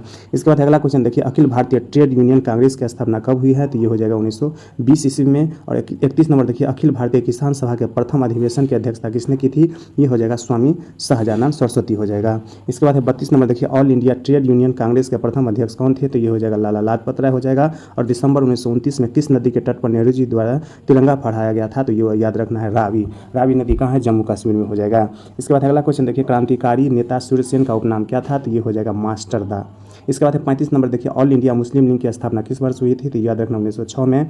और अगला क्वेश्चन देखिए असहयोग आंदोलन का प्रस्ताव कांग्रेस के किस अधिवेशन में पारित हुआ था, तो ये याद रखना दिसंबर 1920 में और नागपुर में हुआ था। इसके बाद अगला क्वेश्चन देखिए असहयोग आंदोलन कब स्थगित कर दिया गया है, तो ये 12 फरवरी 1922 ईस्वी को जो है असहयोग आंदोलन को जो है स्थगित कर दिया था। इसके बाद अगला क्वेश्चन देखिए 38 नंबर में दिया हुआ है अलीगढ़ में मोहम्मद एंग्लो ओरिएंटल कॉलेज की स्थापना जो है किसने की है, तो याद रखना ये जो हो जाएगा सर सैयद अहमद खां हो जाएगा। इसके बाद है अल्लूरी सीताराम राजू कौन थे, तो ये हो जाएगा आंध्र प्रदेश का आदिवासी नेता था। और इसी पे जो है RRR सिनेमा बना है। इसके बाद अगला क्वेश्चन देखिए भारतीय कम्युनिस्ट पार्टी की स्थापना किसने की है, तो ये हो जाएगा सत्य भगत ने किया है। और भारतीय राष्ट्रीय कांग्रेस के पहले अध्यक्ष कौन थे, तो ये हो जाएगा व्योमेश चंद्र बनर्जी जिसे हम WC बनर्जी भी कहते हैं। इसके बाद 42 नंबर देखिए भारतीय राष्ट्रवाद के उदय का सबसे प्रमुख कारण क्या था, तो ये हो जाएगा अंग्रेजी शासन के विरुद्ध असंतोष हो जाएगा। और 43 नंबर क्वेश्चन देखिए भारतीय राष्ट्रीय कांग्रेस की स्थापना किस वर्ष हुई, इसके संस्थापक कौन थे, ये हो जाएगा 1885 ईस्वी में। और इसके जो संस्थापक थे A.O. ह्यूम था। इसके बाद अगला क्वेश्चन देखिए 44 नंबर का भारत में होम रूल आंदोलन किसने चलाया था, तो ये हो जाएगा तिलक जी और एनी बेसेंट ने चलाया था। इसके बाद अगला क्वेश्चन देखिए भारत में खिलाफत आंदोलन कब और किस देश के शासक के समर्थन में शुरू हुआ था, तो याद रखना 1920 में और तुर्की के शासन के नेतृत्व में हुआ था। इसके बाद 1921 का मोपला विद्रोह किसके नेतृत्व में हुआ था, तो ये हो जाएगा अली मुसालियर के नेतृत्व में हुआ था। मोपला विद्रोह कब हुआ था, तो 1921 इसमें कहाँ हुआ था, तो केरल के तट पे। इसके बाद मोपला विद्रोह कहाँ हुआ था, तो देखिए केरल के तट पे आ गया है। इसके बाद 1905 इसमें बंगाल विभाजन किसके समय हुआ है, तो याद रखना है लॉर्ड कर्जन के समय में जो है बंगाल विभाजन हुआ है। इसके बाद अगला क्वेश्चन देखिए 1915 में काबुल में भारत की अस्थायी सरकार का अध्यक्ष किसे चुना गया था, तो ये हो जाएगा महेंद्र प्रताप को। इसके बाद अगला क्वेश्चन देखिए 50 नंबर का है 1919 से 47 तक भारतीय स्वतंत्रता संघर्ष किस नाम से विख्यात है, तो ये हो जाएगा गांधी युग के नाम से विख्यात है। कब से 1919 से 1947 तक। और अगला क्वेश्चन देखिए 1932 में पुनः समझौता किसके बीच हुआ है, तो ये हो जाएगा गांधी जी और अम्बेडकर के बीच हुआ है। इसके बाद अगला क्वेश्चन देखिए 52 नंबर का है किसने 1920 में ताशकंद में भारतीय कम्युनिस्ट पार्टी की स्थापना की है, तो ये हो जाएगा MN राय ने। और 53 नंबर देखिए हिंदुस्तान सोशलिस्ट रिपब्लिकन आर्मी की स्थापना कब हुई थी, तो ये हो जाएगा 1928 ईस्वी में हुई थी। इसके बाद 54 नंबर देखिए हिंदू महासभा की स्थापना कब और किसके द्वारा की गई है, तो ये हो जाएगा 1915 में मदन मोहन मालवीय के द्वारा। इसके बाद 55 नंबर देखिए गदर पार्टी के संस्थापक स्थापना किसने और कब की है, तो ये हो जाएगा लाला हरदयाल ने। और कब किया है 1913 ईस्वी में। कहाँ किया है, तो लंदन में किया था, याद रखना। इसके बाद गोलमेज सम्मेलन कहाँ हुआ था, याद रखना लंदन में हुआ था। कितने गोलमेज सम्मेलन हुआ है, तो अभी तक 3 गोलमेज सम्मेलन हुआ था उस टाइम। इसके बाद 57 नंबर देखिए किस घटना के विरोध में गांधी जी ने अपनी कैसर हिंद की उपाधि लौटा दी थी, तो ये हो जाएगा जालियांवाला बाग हत्याकांड कब हुआ है, 13 अप्रैल 1919 ईस्वी को। इसके बाद है देखिए 58 नंबर का है तीन कठिया प्रणाली किन पर लागू की गई थी, ये हो जाएगा किसानों पर। इसके बाद है बम्बई में कांग्रेस समाजवादी दल की स्थापना कब हुई थी, तो ये हो जाएगा 1934 ईस्वी में। और अगला क्वेश्चन देखिए, तुर्की में खलीफा का पद किस वर्ष समाप्त किया गया था, तो ये हो जाएगा 1924 ईस्वी में। 61 नंबर देखिए, वेदों की ओर लौट चलो का नारा किसने दिया है, तो ये हो जाएगा दयानंद सरस्वती जी ने जो है वेदों की ओर लौट चले का नारा दिया है। इसके बाद है 62 नंबर देखिए, इनमें से किसने बादशाह खान या सीमांत गांधी कहा जाता है, तो ये हो जाएगा खान अब्दुल गफ्फार खान को जो है बादशाह खान या सीमांत गांधी कहा जाता है। और 63 नंबर देखिए, नेहरू रिपोर्ट किस वर्ष प्रस्तुत किया गया था, तो 1928 ईस्वी में। इसके बाद अगला क्वेश्चन देखिए, फॉरवर्ड ब्लॉक की स्थापना किसने की है, याद रखना सुभाष चंद्र बोस ने। और ताना भगत आंदोलन का नेतृत्व किसने किया है, ये हो जाएगा जतरा भगत। इसके बाद अगला क्वेश्चन देखिए, खोंड विद्रोह कब और कहाँ हुआ था, तो ये जो है 1914 में और उड़ीसा में हुआ था। और चौकीदारी कर के विरोध में आंदोलन कहाँ आरंभ हुआ था, तो ये हो जाएगा अपना बिहार में हुआ था। इसके बाद अगला क्वेश्चन देखिए, अगला क्वेश्चन कह रहा है 68 नंबर, दलित वर्ग एसोसिएशन की स्थापना किसने की थी, तो ये हो जाएगा अंबेडकर जी ने। और बारदोली सत्याग्रह किसके नेतृत्व में हुआ था, तो वल्लभ भाई पटेल के नेतृत्व में हुआ था। 70 नंबर देखिए, अलीगढ़ आंदोलन का नेतृत्व किसने किया है, तो ये हो जाएगा सर सैयद अहमद खान ने किया है। इसका आंसर क्या हो जाएगा, डी हो जाएगा। और 71 नंबर देखिए, कांग्रेस शब्द किस देश से लिया गया है, तो अमेरिका से लिया गया है। और 72 नंबर देखिए, ब्रह्म समाज की स्थापना किसने की है, तो याद रखना राजा राम मोहन राय ने। चलिए 73 की ओर चलते हैं। निम्नलिखित में से किसने वॉइस ऑफ इंडिया समाचार पत्र प्रारंभ किया है, तो ये हो जाएगा दादा भाई नौरोजी ने। इसके बाद अगला क्वेश्चन देखिए, 74 नंबर का है, सर्वेंट ऑफ इंडिया सोसाइटी के संस्थापक कौन थे, तो ये हो जाएगा गोपाल कृष्ण गोखले हो जाएगा। और कौन सा दिन अखिल भारतीय किसान दिवस के रूप में मनाया जाता है, 1 सितंबर हो जाएगा। इसके बाद 76 में देखिए, मोपला विद्रोह का तत्कालीन प्रभाव क्या था, तो ये हो जाएगा सांप्रदायिकता था। और केंद्रीय असेंबली में बम फेंकने में भगत सिंह का साथी कौन था, तो ये हो जाएगा बटुकेश्वर दत्त हो जाएगा। इसके बाद 78 नंबर देखिए, पूर्ण स्वराज दिवस कब मनाया गया है, तो ये हो जाएगा 26 जनवरी 1930 को मनाया गया है। और किन्हें सीमांत गांधी के नाम से जाना जाता है, तो खान अब्दुल गफ्फार खान हो जाएगा। इसके बाद 80 नंबर देखिए, राष्ट्रीय स्वयं सेवक संघ की स्थापना कब और किसने किया है, तो राष्ट्रीय स्वयं सेवक जो है जिसे हम क्या कहते हैं, RSS से कहते हैं, तो इसका स्थापना 1925 ईस्वी में KV हेडगेवार ने किया था। और इसका स्थापना कहाँ हुआ था, तो महाराष्ट्र के नागपुर में हुआ था। इसके बाद 81 नंबर देखिए, पूर्ण स्वराज की मांग का प्रस्ताव कांग्रेस के किस अधिवेशन में पारित हुआ था, याद रखना है आपको कब हुआ था, 1929 ईस्वी में। और ये कहाँ हुआ था, लाहौर में हुआ था। और इसमें जो है जवाहरलाल नेहरू ने रात के 12 बजे जो है रावी नदी के तट पे पहली बार तिरंगा फहराया था। इसके बाद ये देखिए, वल्लभ भाई पटेल को सरदार की उपाधि किस आंदोलन के दौरान दी गई थी, याद रखना है बारदोली कहाँ है, तो ये हो जाएगा गुजरात में हो जाएगा। इसके बाद अगला क्वेश्चन देखिए, बिहार समाजवादी दल की स्थापना कब और किसने किया है, तो ये 1925 ईस्वी में। और किसने किया है, सत्य भगत ने किया है। इसके बाद 84 नंबर देखिए, लखनऊ समझौता किस वर्ष हुआ है, तो याद रखना है 1916 ईस्वी में हुआ है। इसके बाद 85 नंबर देखिए, सविनय अवज्ञा आंदोलन कब और किस यात्रा से शुरू हुआ है, तो याद रखना है 1930 में। और कहाँ से हुआ है, डांडी से हुआ है। इसके बाद अगला क्वेश्चन देखिए, 86 नंबर का रहा है, सविनय अवज्ञा आंदोलन के समय भारत के वायसराय कौन थे, तो ये हो जाएगा लॉर्ड इरविन हो जाएगा। और अगला देखिए, रंपा विद्रोह कब हुआ था, तो याद रखना 1916 ईस्वी में हुआ था। इसके बाद अगला क्वेश्चन देखिए, सिखों के 10वें और अंतिम गुरु गोविंद सिंह का जन्म बिहार के किस नगर में हुआ है, तो याद रखना है पटना में। कब हुआ है, 1666 ईस्वी में। बहुत ही आसानी है ये, 1 6 6 6 करके याद करना है। और टीपू सुल्तान शासक थे कहाँ के, तो याद रखना है मैसूर कहाँ पड़ता है, तमिलनाडु में पड़ता है। इसके बाद है, भारत छोड़ो आंदोलन का प्रसिद्ध नारा था क्या था, तो करो या मरो का नारा दिया था। भारत छोड़ो आंदोलन कब हुआ था, 1942 ईस्वी में हुआ था। इसके बाद अगला क्वेश्चन देखिए, भारत आने वाला प्रथम व्यापारी कौन था, तो ये हो जाएगा पुर्तगाली था। और पुर्तगाली में वास्को डी गामा जो है 20 मई 1498 ईस्वी को जो है भारत आया था। ठीक है, याद रखना है। तो देखिए ये भी चैप्टर खत्म हो गया। इसके बाद है अर्थव्यवस्था और आजीविका है, इससे संबंधित हम क्वेश्चन देखेंगे। और चैनल को सब्सक्राइब नहीं किए हैं तो जल्दी से कर दीजिए। ठीक है, इसमें देखिए पहला क्वेश्चन, औद्योगिक नीति घोषणा कब जारी हुआ था, तो ये हो जाएगा जुलाई 1980 में हुआ था। दूसरा क्वेश्चन है, औद्योगिक क्रांति का प्रयोग सबसे पहले किस व्यक्ति ने किया है, तो ये हो जाएगा लुई ब्ला ने किया है। इसके बाद है, औद्योगिक क्रांति का अर्थ क्या है, तो औद्योगिक क्रांति का अर्थ होता है उत्पादन प्रणाली में परिवर्तन से होता है। इसके बाद है अगला क्वेश्चन देखिए 4 नंबर का, औद्योगिक क्रांति योजना के तहत पहले या शुरू में कौन से उद्योग शामिल थे, तो ये हो जाएगा कोयला, कपास और लौह उद्योग शामिल थे। 5वां नंबर देखिए, औद्योगिक क्रांति के परिणाम स्वरूप कौन सा देश विश्व का वित्तीय केंद्र बन गया है, तो ये हो जाएगा इंग्लैंड हो जाएगा। और 6ठा देखिए, औद्योगिक क्रांति सर्वप्रथम किस देश में हुआ है, तो याद रखना है इंग्लैंड में हुआ है। कब हुआ है, 1688 में जो है शुरू हुआ था। इसके बाद अगला क्वेश्चन देखिए दोस्तों, ये मास्टर वीडियो है और इसमें जो है आपको इसी तरह पढ़ना ही पड़ेगा। मास्टर वीडियो में जो है एक साथ सारा जो है जितना भी चैप्टर है उसको कवर किया जाता है। और इसके तहत जो है हिस्ट्री का जितना भी ऑब्जेक्टिव और जितना भी चैप्टर है एक साथ इसमें कवर किया हुआ है। आप इस वीडियो को 3-4 बार देखेंगे तो आपको सारा क्वेश्चन याद हो जाएगा। अब चलिए हम 7वां नंबर क्वेश्चन देखते हैं, भारत के किस फैक्ट्री एक्ट, भारत के लिए फैक्ट्री एक्ट कब पारित हुआ था। फैक्ट्री एक्ट तो ये हो जाएगा 1881 में। भारत में कोयला उद्योग का प्रारंभ कब हुआ है, तो ये हो जाएगा 1814 से। इसके बाद है देखिए भारत में औद्योगिक नीति घोषणा पत्र जारी किया गया था, याद रखना 1980 में। और भारत में मजदूर संघ अधिनियम कब पारित हुआ है, तो ये हो जाएगा 1926 में। इसके बाद है भारत में पंजाब नेशनल बैंक की स्थापना कब हुई है, तो याद रखना 1895 ईस्वी में। प से पंजाब और प से 95 याद रखना। इसके बाद है भारत सरकार ने 1921 ईस्वी में एक राजस्व आयोग नियुक्त किया और उसका प्रधान किसे बनाया गया, तो ये हो जाएगा इब्राहिम रहीमतुल्लाह को जो है बनाया गया था। कब, 1921 ईस्वी में। इसके बाद है 13 नंबर देखिए, भारत में प्रथम लिमिटेड कंपनी बिरला ब्रदर्स की स्थापना कब हुई थी, तो ये हो जाएगा 1918 ईस्वी में। और भारत में Tata hydro electric power station की स्थापना कब हुई थी, तो याद रखना है 1910 ईस्वी में हुआ है, यानी 14 का आंसर क्या हो जाएगा, 1 हो जाएगा। 15 में देखिए, भारत में राष्ट्रीय श्रम आयोग की स्थापना किस वर्ष हुई है, तो 1962 ईस्वी में। और भारत में न्यूनतम मजदूरी कानून किस वर्ष पारित हुआ है, तो ये हो जाएगा 1948 ईस्वी में। इसके बाद भारत में सेंट्रल बैंक की स्थापना कब की गई थी, तो ये हो जाएगा 1911 ईस्वी में। और भारत सरकार ने राजस्व आयोग की नियुक्ति कब की है, तो ये हो जाएगा 1921 ईस्वी में। इसके बाद इंग्लैंड में औद्योगिक क्रांति किस उद्योग से प्रारंभ हुआ है, तो ये हो जाएगा वस्त्र उद्योग से। और 20 नंबर देखिए, इंग्लैंड में चार्टिस्ट आंदोलन कब हुआ है, तो ये हो जाएगा 1838 ईस्वी में। तो चार्टिस्ट आंदोलन कहाँ हुआ है, तो इंग्लैंड में हुआ है। और कब से शुरू हुआ है, तो 1838 ईस्वी से। 21 नंबर देखिए कह रहा है, इंग्लैंड में पहला फैक्ट्री कानून कब पारित हुआ है, 1802 ईस्वी में हो जाएगा। और इंग्लैंड में सभी स्त्री एवं पुरुषों को वयस्क मताधिकार कब प्राप्त हुआ है, तो याद रखना 1918 ईस्वी में। इसके बाद है 23 नंबर क्वेश्चन की ओर चलते हैं। जमशेदजी टाटा ने Tata and iron steel company की स्थापना कब की है, तो ये हो जाएगा 1907 में। कहाँ हुआ है, झारखंड के जमशेदपुर में। जमशेदपुर को पहले साक्षी के नाम से जानते थे। और देखिए 24 number question, Tata iron and steel company की स्थापना किसने की थी, तो ये हो जाएगा जमशेदजी टाटा ने। 25 नंबर देखिए, बुजुर्गा वर्ग कहते हैं, तो ये देखिएगा मध्यम वर्ग को जो है बुजुर्गा वर्ग कहते हैं, ध्यान रखना है आपको। इसके बाद है बाराबंदी आंदोलन कहाँ हुआ था, तो याद रखना है इंग्लैंड में हुआ था। 27 नंबर देखिए, 1917 में भारत में पहली जूट मिल किस शहर में खुली है, तो ये हो जाएगा कलकत्ता में। कब होगा, 1917 ईस्वी में।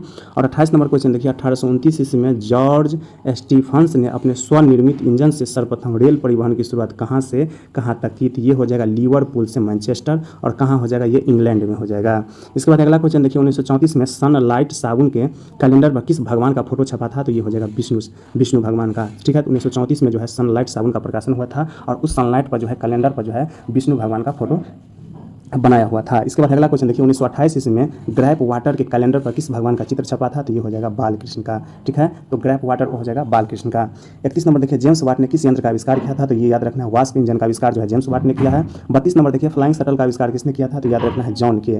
फ्लाइंग शटल कौन हो जाएगा, तो जॉन के हो जाएगा। 33 नंबर देखिए, स्प्रिंग इंजन का आविष्कार किसने किया था, तो हम्फ्री डेवी ने। इस सबको रट लेना है। इसके बाद अगला क्वेश्चन देखिए, वाष्प चलित रेल इंजन का आविष्कार किसने किया था, तो याद रखना है जॉर्ज स्टीफंस ने किया था। 35 में चलिए, व्यापार को प्रोत्साहन देने के लिए मुक्त व्यापार की नीति किस देश में अपनाई गई है, तो याद रखना है इंग्लैंड में।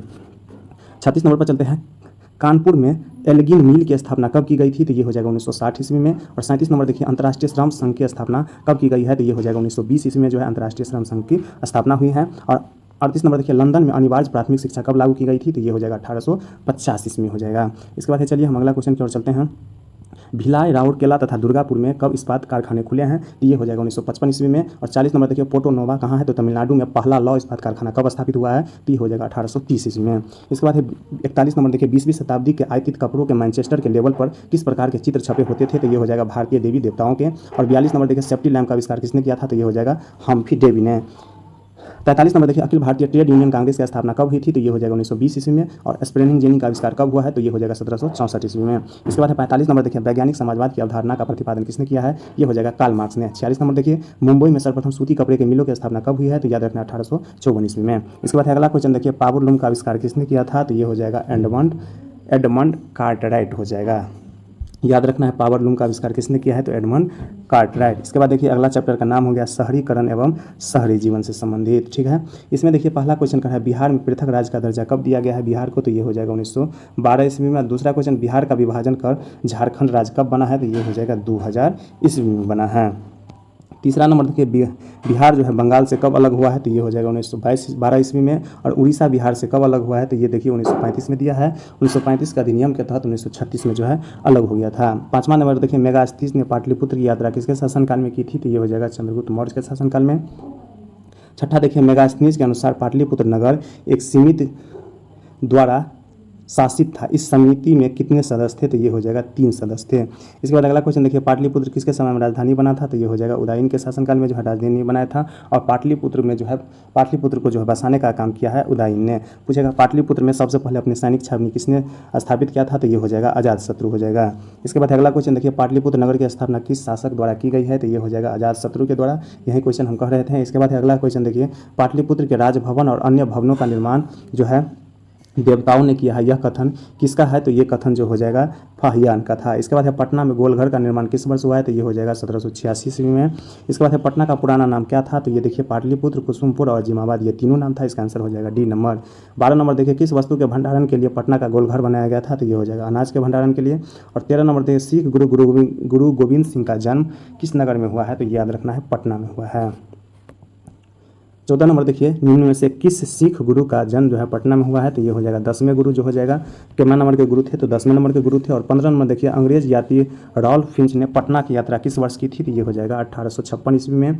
और 16 नंबर देखिए, मगध राज की प्राचीनतम राजधानी कहाँ थी? तो ये हो जाएगा राजगिरी हो जाएगा। इसके बाद है 17 नंबर देखिए, बम्बई में किराया कानून किस वर्ष लागू किया गया था? तो ये हो जाएगा 1918 ईस्वी में। 18 नंबर देखिए, बम्बई को किस वर्ष बम्बई प्रेसिडेंशियल की राजधानी बनाया गया था? तो ये हो जाएगा 1919 में हो जाएगा। इसके बाद 19 नंबर देखिए, बम्बई की चौल किस प्रकार की इमारत थी? तो ये हो जाएगा बहुमंजिली इमारत थी।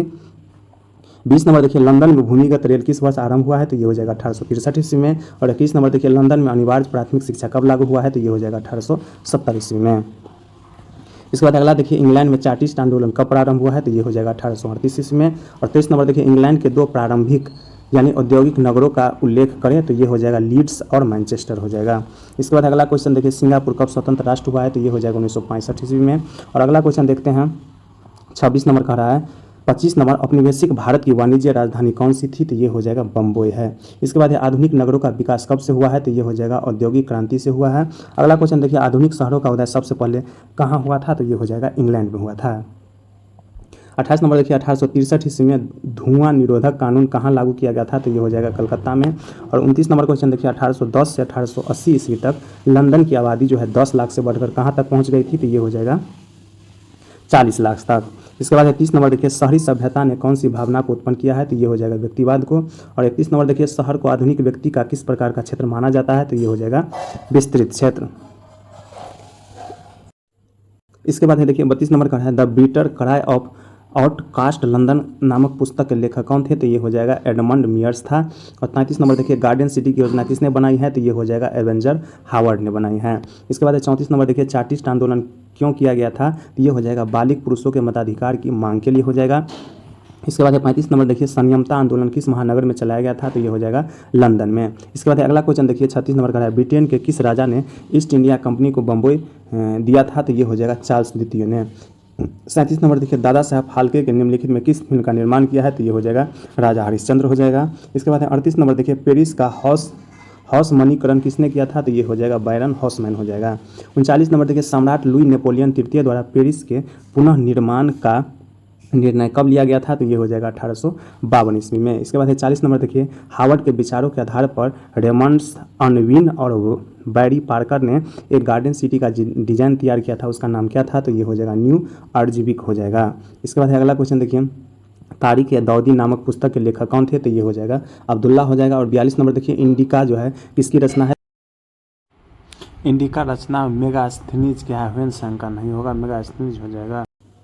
इसके बाद अगला क्वेश्चन देखिए 43 नंबर का है, गुप्तकालीन आरोग्य विहार का प्रमाण कहाँ से मिला है? तो ये हो जाएगा कुम्हरार से। कुम्हरार कहाँ है? तो पटना में हो जाएगा। 44 नंबर देखिए, देव गार्नियर मत्स्य आगमन नामक उपन्यास किसने लिखा है? तो ये हो जाएगा दुर्गाचरण राय। और 45 नंबर देखिए, अस्थायी कृषि के प्रभाव से किसका एकीकरण संभव हुआ है? तो ये हो जाएगा किसका हो जाएगा? संपत्ति का हो जाएगा। इसके बाद 46 नंबर देखिए, जनसंख्या का घनत्व सबसे अधिक कहाँ होता है? तो ये हो जाएगा महानगर में। और 47 नंबर देखिए, एक प्रतियोगी एवं उद्यमी प्रवृत्ति से प्रेरित किस नगर की किस प्रकार की अर्थव्यवस्था लागू की गई है? तो ये हो जाएगा मुद्रा प्रधान अर्थव्यवस्था हो जाएगा। इसके बाद 48 नंबर देखिए, आधुनिक काल में औद्योगिक इकाई ने किसके स्वरूप को गंभीर रूप से प्रभावित किया है? तो ये हो जाएगा शहरीकरण का। और 49 नंबर देखिए, कौन सा सामाजिक वर्ग बुद्धिजीवी वर्ग के रूप में उभर कर आया है? तो ये हो जाएगा कौन सा? मध्यम वर्ग हो जाएगा। इसके बाद है 50 नंबर देखिए पूंजीपति वर्ग के द्वारा किस वर्ग का शोषण हुआ है, तो ये हो जाएगा श्रमिक वर्ग का। और 51 नंबर देखिए समांती व्यवस्था से हटकर किस प्रकार की शहरी शहरी व्यवस्था की प्रवृत्ति बढ़ी है, तो ये हो जाएगा प्रगतिशील प्रवृत्ति का। इसके बाद अगला क्वेश्चन देखिए अंतर्राष्ट्रीय मजदूर दिवस कब मनाया जाता है, तो ये हो जाएगा 1 मई को जो है अंतर्राष्ट्रीय मजदूर दिवस मनाया जाता है। अगला चैप्टर देखिए व्यापार और भूमंडलीकरण से संबंधित है। पहला क्वेश्चन है विश्व व्यापार के रूप में कौन सा शहर सबसे पहले उभर कर आया है, तो ये हो जाएगा अलेक्जेंड्रिया हो जाएगा। दूसरा क्वेश्चन देखिए विश्व बाजार का विस्तार आधुनिक काल में किस समय से आरंभ हुआ है, तो ये हो जाएगा 18वीं शताब्दी से जो है आरंभ हुआ है। इसके बाद अगला क्वेश्चन देखिए तीसरा नंबर क्वेश्चन कह रहा है विश्व बाजार के स्वरूप का आधार क्या था, तो ये हो जाएगा वस्त्र उद्योग जो है इसका आधार हो जाएगा। चौथा क्वेश्चन देखिए विश्व व्यापार संगठन WTO की स्थापना कब हुई है, तो ये हो जाएगा जनवरी 1995 में जो है इसका स्थापना हो गया है और इसका मुख्यालय कहाँ हो जाएगा, जेनेवा हो जाएगा। इसके बाद अगला क्वेश्चन 5 नंबर देखिए विश्व बैंक का मुख्यालय निम्नलिखित में से किस स्थान पर स्थित है, ये हो जाएगा विश्व बैंक का जो मुख्यालय निम्नलिखित में किस स्थान पर हो जाएगा, तो इसका आंसर हो जाएगा वाशिंगटन DC जो हो जाएगा। ठीक है, ये जो आंसर ए लिया है ये गलत हो जाएगा। इसके बाद छठा क्वेश्चन देखिए विश्वव्यापी आर्थिक संकट किस वर्ष आरंभ हुआ था, तो ये हो जाएगा 1929 ईस्वी में हुआ था। ठीक है, याद रखना है। इसके बाद अगला क्वेश्चन देखिए 7 नंबर का है भारत में अकाल कब पड़ा था, तो भारत में जो अकाल 1850 से 1920 तक पड़ा था। इसके बाद 8 नंबर क्वेश्चन देखिए भारत में कैनाल कॉलोनी किस प्रांत में बनाई गई थी, तो ये हो जाएगा पंजाब प्रांत में जो है कैनाल कॉलोनी बनाई गई थी। इसके बाद है भारत में नई आर्थिक नीति की घोषणा कब की गई है, तो ये हो जाएगा 1993 ईस्वी में 1991 ईस्वी में। इसका आंसर 93 नहीं होगा, 1991 ईस्वी में हो गया। इसके बाद है 10 नंबर देखिए भूमंडलीकरण की शुरुआत किस दशक में हुई है, तो ये हो जाएगा 1990 के दशक में जो है भूमंडलीकरण की शुरुआत हुई है। इसके बाद है अगला क्वेश्चन देखिए भूमंडलीकरण शब्द का इजाद किसने किया है, तो ये हो जाएगा जॉन विलियमसन हो जाएगा। और 12 नंबर क्वेश्चन देखिए भूमंडलीकरण शब्द का सबसे पहले इस्तेमाल अमेरिका ने किया है, कब किया है, तो ये हो जाएगा 1990 ईस्वी में किया है। इसके बाद अगला क्वेश्चन देखिए 13 नंबर का है यूरोप में कौन सी संस्था का उदय आर्थिक दुष्प्रभावों को समाप्त करने के लिए हुआ था, तो ये हो जाएगा यूरोपियन इकोनॉमिक कम्युनिटी का गठन हुआ था। इसके बाद है 14 नंबर देखिए यूरोपीय इकोनॉमिक कम्युनिटी की स्थापना कब की गई है, तो ये हो जाएगा 1997 में, जिसको हम नाटो बोलते हैं। इसके बाद अगला क्वेश्चन देखिए अमेरिका के किस क्षेत्र में सोने का शहर कहा जाता है, तो ये हो जाएगा एल डोराडो को कहा जाता है। यानी अमेरिका के किस क्षेत्र को सोने का शहर कहा जाता है, एल डोराडो को कहा जाता है। 16 नंबर देखिए अमेरिका के विश्व व्यापार केंद्र पर आतंकवादी हमला कब हुआ था, तो ये हो जाएगा 11 सितंबर 2001 को है और ये हमला करवाए थे ओसामा बिन लादेन, और ओसामा बिन लादेन को जो है 2011 में मारा गया पाकिस्तान के एटाबाद से। इसके बाद अगला क्वेश्चन देखिए पेरिस शांति समझौता कब हुआ था, तो ये हुआ था 1919 ईस्वी में। इसके बाद 18 नंबर देखिए G8 की स्थापना कब हुई थी, तो ये हो जाएगा 1975 ईस्वी में जो है G8 की स्थापना हुआ है, जिसमें रूस को शामिल नहीं किया गया है। इसके बाद अगला क्वेश्चन देखिए G77 की स्थापना कब की गई है, तो ये हो जाएगा 1964 ईस्वी में। इसके बाद 20 नंबर देखिए बृहत उत्पादन व्यवस्था किस देश में आरंभ की गई है, तो ये हो जाएगा अमेरिका में जो है आरंभ की गई है। इसके बाद 21 नंबर क्वेश्चन देखिए बृहद उत्पादन की नीति किसने अपनाई है, तो ये हो जाएगा हेनरी फोर्ड ने अपनाई है। कौन सा हो जाएगा, हेनरी फोर्ड ने, और कहाँ हुआ है, तो अमेरिका में। इसके बाद 22 नंबर देखिए प्रथम विश्व युद्ध की समाप्ति के बाद किसके द्वारा यूरोप की अर्थव्यवस्था को पुनर्जीवित करने का प्रयास किया गया है, तो ये हो जाएगा अमेरिका हो जाएगा। इसके बाद अगला क्वेश्चन देखिए 23 नंबर द्वितीय महायुद्ध के बाद यूरोप में कौन सी संस्था का उदय आर्थिक दुष्प्रभावों को समाप्त करने के लिए हुआ है, तो ये हो जाएगा यूरोपियन संघ। यूरोपियन संघ का जो स्थापना हुआ है 1957 ईस्वी में हुआ है। इसके बाद 24 नंबर देखिए 1923 में विश्व को पूंजी देने वाला दुनिया का सबसे बड़ा खर्चदाता देश था, तो ये हो जाएगा अमेरिका ही था। और 25 नंबर देखिए 1820 से 1914 के बीच जो है विश्व व्यापार में कितने गुना की वृद्धि हो चुकी थी, तो ये हो जाएगा 25 से 40 गुना का जो है वृद्धि हो चुकी थी। इसके बाद है देखिए अगला कच्चा कपास का निर्यात 1800 से 1872 के बीच जो है 5% से बढ़कर कितना प्रतिशत हो गया था, तो ये हो जाएगा 35% हो गया था। 27 नंबर देखिए ओटावा सम्मेलन किस वर्ष हुआ है, तो याद रखना है 1932 ईस्वी में जो है ओटावा में हुआ था। इसके बाद अगला क्वेश्चन देखिए 28 नंबर अलेक्जेंड्रिया किस सागर के मुहाने पर बसा हुआ है, तो ये हो जाएगा लाल सागर। याद रखना है अलेक्जेंड्रिया जो है लाल सागर के मुहाने पर बसा हुआ है। और आयरलैंड में आलू अकाल, आपसे पूछ दे आलू अकाल कब हुआ है, तो ये हो जाएगा 1845 से लेकर 1849 के बीच। ठीक है, याद रखना है आलू अकाल कहाँ हुआ था, तो ये हो जाएगा आयरलैंड में हुआ था। देखिए अगला क्वेश्चन आलू अकाल किस देश में हुआ था, तो याद रखना है आयरलैंड में हुआ था। और 31 नंबर देखिए अलेक्जेंड्रिया नगर की स्थापना किसने किया है, तो ये हो जाएगा सिकंदर ने किया है। किसने, सिकंदर ने किया। इसके बाद अगला क्वेश्चन देखिए कह रहा है आधुनिक युग में अर्थव्यवस्था के क्षेत्र में होने वाली सबसे बड़ी क्रांति कौन थी, तो ये हो जाएगा औद्योगिक क्रांति। औद्योगिक क्रांति कहाँ हुआ है, तो इंग्लैंड में हुआ है। 35 नंबर देखिए आर्थिक संकट यानी मंदी के कारण यूरोप में कौन सी नई शासन प्रणाली का उदय हुआ, ये हो जाएगा फांसीवादी नाजीवादी शासन का उदय हुआ था। इसके बाद अगला क्वेश्चन देखिए अंतर्राष्ट्रीय मुद्रा कोष जिसको हम IMF कहते हैं, IMF का मुख्यालय कहाँ स्थित है, तो ये हो जाएगा वाशिंगटन DC हो जाएगा। ठीक है, और विश्व बैंक भी पूछेगा तो उसका भी मुख्यालय कहाँ है, वाशिंगटन DC। और इसका जो स्थापना हुआ है अंतर्राष्ट्रीय मुद्रा कोष का 1945 ईस्वी में हुआ है और विश्व बैंक का भी स्थापना 1945 ईस्वी में हुआ है। अगला क्वेश्चन देखिए गुलामी प्रथा का प्रचलन किस देश में हुआ था, तो ये हो जाएगा अमेरिका में हुआ था। इसके बाद अगला क्वेश्चन देखिए 36 नंबर क्वेश्चन साम्यवादी गुट का अगवा देश कौन था? तो ये हो जाएगा कौन? सोवियत संघ हो जाएगा, जिसे हम बाद में रूस कहते हैं। इसके बाद है 37 नंबर देखिए, चटनी म्यूजिक किस देश में मशहूर था? तो चटनी म्यूजिक जो है मियाद और गुआन में जो है उस देश में जो है मशहूर था। इसके बाद याद रखना चटनी म्यूजिक कहाँ हो जाएगा? मियाद और गुआन में हो जाएगा। इसके बाद अगला क्वेश्चन देखिए, बाजार का स्वरूप विश्वव्यापी किस क्रांति के बाद हुआ है? तो ये हो जाएगा औद्योगिक क्रांति के बाद हुआ है। इसके बाद 39 नंबर देखिए, वह देश जिस पर आर्थिक मंदी का प्रभाव बिल्कुल नहीं पड़ा? तो ये हो जाएगा रूस हो जाएगा। अगला क्वेश्चन देखिए, कॉर्नला द्वारा ब्रिटेन में किस अनाज को आयात पर प्रतिबंध लगा दिया है? तो ये हो जाएगा मक्का हो जाएगा। इसका आंसर क्या होगा? 40 का सी हो जाएगा, यानी मक्का हो जाएगा। इसके बाद अगला क्वेश्चन देखिए, जर्मनी की क्षतिपूर्ति राशि को किस सम्मेलन में कम कर दिया गया है? तो ये हो जाएगा ब्रुसेल्स सम्मेलन में कम कर दिया गया है। ठीक है। इसके बाद 42 नंबर देखिए, 42 नंबर में कह रहा है धन निष्कासन के सिद्धांत का प्रतिपादन किसने किया था? तो ये हो जाएगा दादा भाई नौरोजी ने किया था। इसका आंसर क्या हो जाएगा? सी हो जाएगा। इसके बाद अगला क्वेश्चन देखिए, रेशम मार्ग कहाँ से आरंभ हुआ था? तो रेशम मार्ग जो है चीन से आरंभ हुआ था। कहाँ से हो जाएगा? चीन से हो जाएगा। इसके बाद अगला क्वेश्चन देखिए, पास्ता सिसिली कहाँ हो जाएगा? इटली में जो है किसके द्वारा ले गया था? तो ये हो जाएगा अरबों के द्वारा जो है पास्ता सिसिली इटली में जो है इटली में किसके द्वारा ले गया? तो अरबों के द्वारा। इसके बाद अगला क्वेश्चन देखिए, ईस्ट इंडिया कंपनी भारत से अफीम का निर्यात किस देश को करती थी? तो ये हो जाएगा चीन का। और इसके बाद 46 नंबर देखिए, कॉर्न लॉ किस देश में पारित किया गया था? तो ये हो जाएगा ब्रिटेन में हो जाएगा। ठीक है, याद रखना है कॉर्न लॉ किस देश में पारित हुआ था? तो ब्रिटेन में हुआ था। इसके बाद अगला क्वेश्चन देखिए, दी कॉमर्स ऑफ नेशन नामक पुस्तक के लेखक कौन थे? तो ये हो जाएगा कार्डलिफ हो जाएगा। कौन सा पुस्तक है? दी कॉमर्स ऑफ नेशन पुस्तक का जो लेखक है कार्डलिफ हो जाएगा। इसके बाद अगला क्वेश्चन देखिए, न्यू डील को किस अमेरिकी राष्ट्रपति ने लागू किया है? तो ये हो जाएगा रूजवेल्ट हो जाएगा। कौन हो जाएगा? रूजवेल्ट हो जाएगा। और अगला क्वेश्चन देखिए, ट्रांसवाल कहाँ हो जाएगा? अफ्रीका के स्वर्ण खानों तक पहुँचने में जो है किसे सफलता मिली थी? तो ये हो जाएगा स्टैनली को। इसका आंसर क्या हो जाएगा? डी हो जाएगा। इसके बाद अगला क्वेश्चन देखिए, सार्क का मुख्यालय कहाँ स्थित है? तो ये हो जाएगा काठमांडू। काठमांडू कहाँ हो जाएगा? नेपाल की राजधानी काठमांडू हो जाएगा। और पूछेगा किस नदी के किनारे है? तो बागमती नदी के किनारे स्थित है। इसका स्थापना कब हुआ है? 1985 ईस्वी में हुआ है। इसके बाद अगला क्वेश्चन देखिए, 51 नंबर कह रहा है बर्लिन सम्मेलन में यूरोपीय राष्ट्रों द्वारा अमेरिका का बंटवारा जो है कब हुआ है? तो ये हो जाएगा 1984-85 में हुआ है। कब हुआ है? 1984-85 में हुआ है। इसके बाद अगला क्वेश्चन देखिए, एशियाई विकास बैंक की स्थापना कब हुई है? तो ये हो जाएगा दिसंबर 1966 में हुआ है। और इसका मुख्यालय कहाँ हो जाएगा? फिलीपींस की राजधानी जो है मनीला में हो जाएगा। तो एशियाई विकास बैंक का जो मुख्यालय हो जाएगा मनीला में हो जाएगा, याद रखना है। इसके बाद 53 नंबर देखिए, ओपेक को voice for the Asian Pacific in the world affairs यानी विश्व मामले में एशिया प्रशांत की आवाज़ किसे कहा जाता है? तो ये हो जाएगा बॉब हॉक को। बॉब हॉक ने, ठीक है, किसने कहा था? तो बॉब हॉक ने कहा था। यानी ओपेक को जो है voice for the Asian Pacific in war affair जो है विश्व मामले में एशिया प्रशांत की आवाज़ किसने कहा था? तो इसका आंसर हो जाएगा बॉब हॉक हो जाएगा। इसके बाद अगला क्वेश्चन देखिए, ओपेक की स्थापना कब की गई है? तो ये हो जाएगा 1960 ईस्वी में हुआ है। इसके बाद 55 नंबर देखिए, भारत सदस्य नहीं है किसका? तो ओपेक का, क्योंकि ओपेक जो है तेल उत्पादन करने वाले देशों का एक समूह है। 55 नंबर क्वेश्चन का है दक्षेज की स्थापना कब की गई है? तो ये हो जाएगा 1950 ईस्वी में। इसी को सार्क कहा जाता है। अगला क्वेश्चन देखिए, 57 नंबर ब्रेटन वुड्स सम्मेलन किस वर्ष हुआ है? तो ये हो जाएगा 1944 ईस्वी में। और इसी सम्मेलन का जो है परिणाम हुआ था जो है विश्व बैंक और जो है अंतर्राष्ट्रीय मुद्रा कोष की स्थापना हुआ था 1945 ईस्वी में। इसके बाद अगला क्वेश्चन देखिए, प्राचीन काल में किस स्थल मार्ग से एशिया और यूरोप का व्यापार होता था? तो ये हो जाएगा रेशम मार्ग से। इसके बाद देखिए अगला जो है चैप्टर अगला आ गया प्रेस, संस्कृति और राष्ट्रवाद आ जाएगा। और ये जो है मास्टर वीडियो आपको इसमें जो है थोड़ा स्पीड देखने को मिल जाएंगे और एक ही वीडियो में सारा क्वेश्चन देखने को मिल जाएंगे। इसमें देखिए पहला क्वेश्चन, भारत में प्रेस का जनक किसे कहा जाता है? ये हो जाएगा जेम्स ऑगस्टस हिक्की को कहा जाता है। दूसरा क्वेश्चन देखिए, भारत में टाइम्स ऑफ इंडिया का प्रकाशन कब शुरू हुआ है? तो ये हो जाएगा 1961 ईस्वी में हुआ है। इसके बाद तीसरा देखिए, भारत मील समाचार द्वारा भारत से हो रहे किस चीज़ के निर्यात का विरोध किया गया था? तो ये हो जाएगा चावल का विरोध किया गया था। इसके बाद अगला क्वेश्चन देखिए, भारत में पहला छापाखाना किन लोगों ने लगाया है? तो ये हो जाएगा पुर्तगालियों ने लगाया है।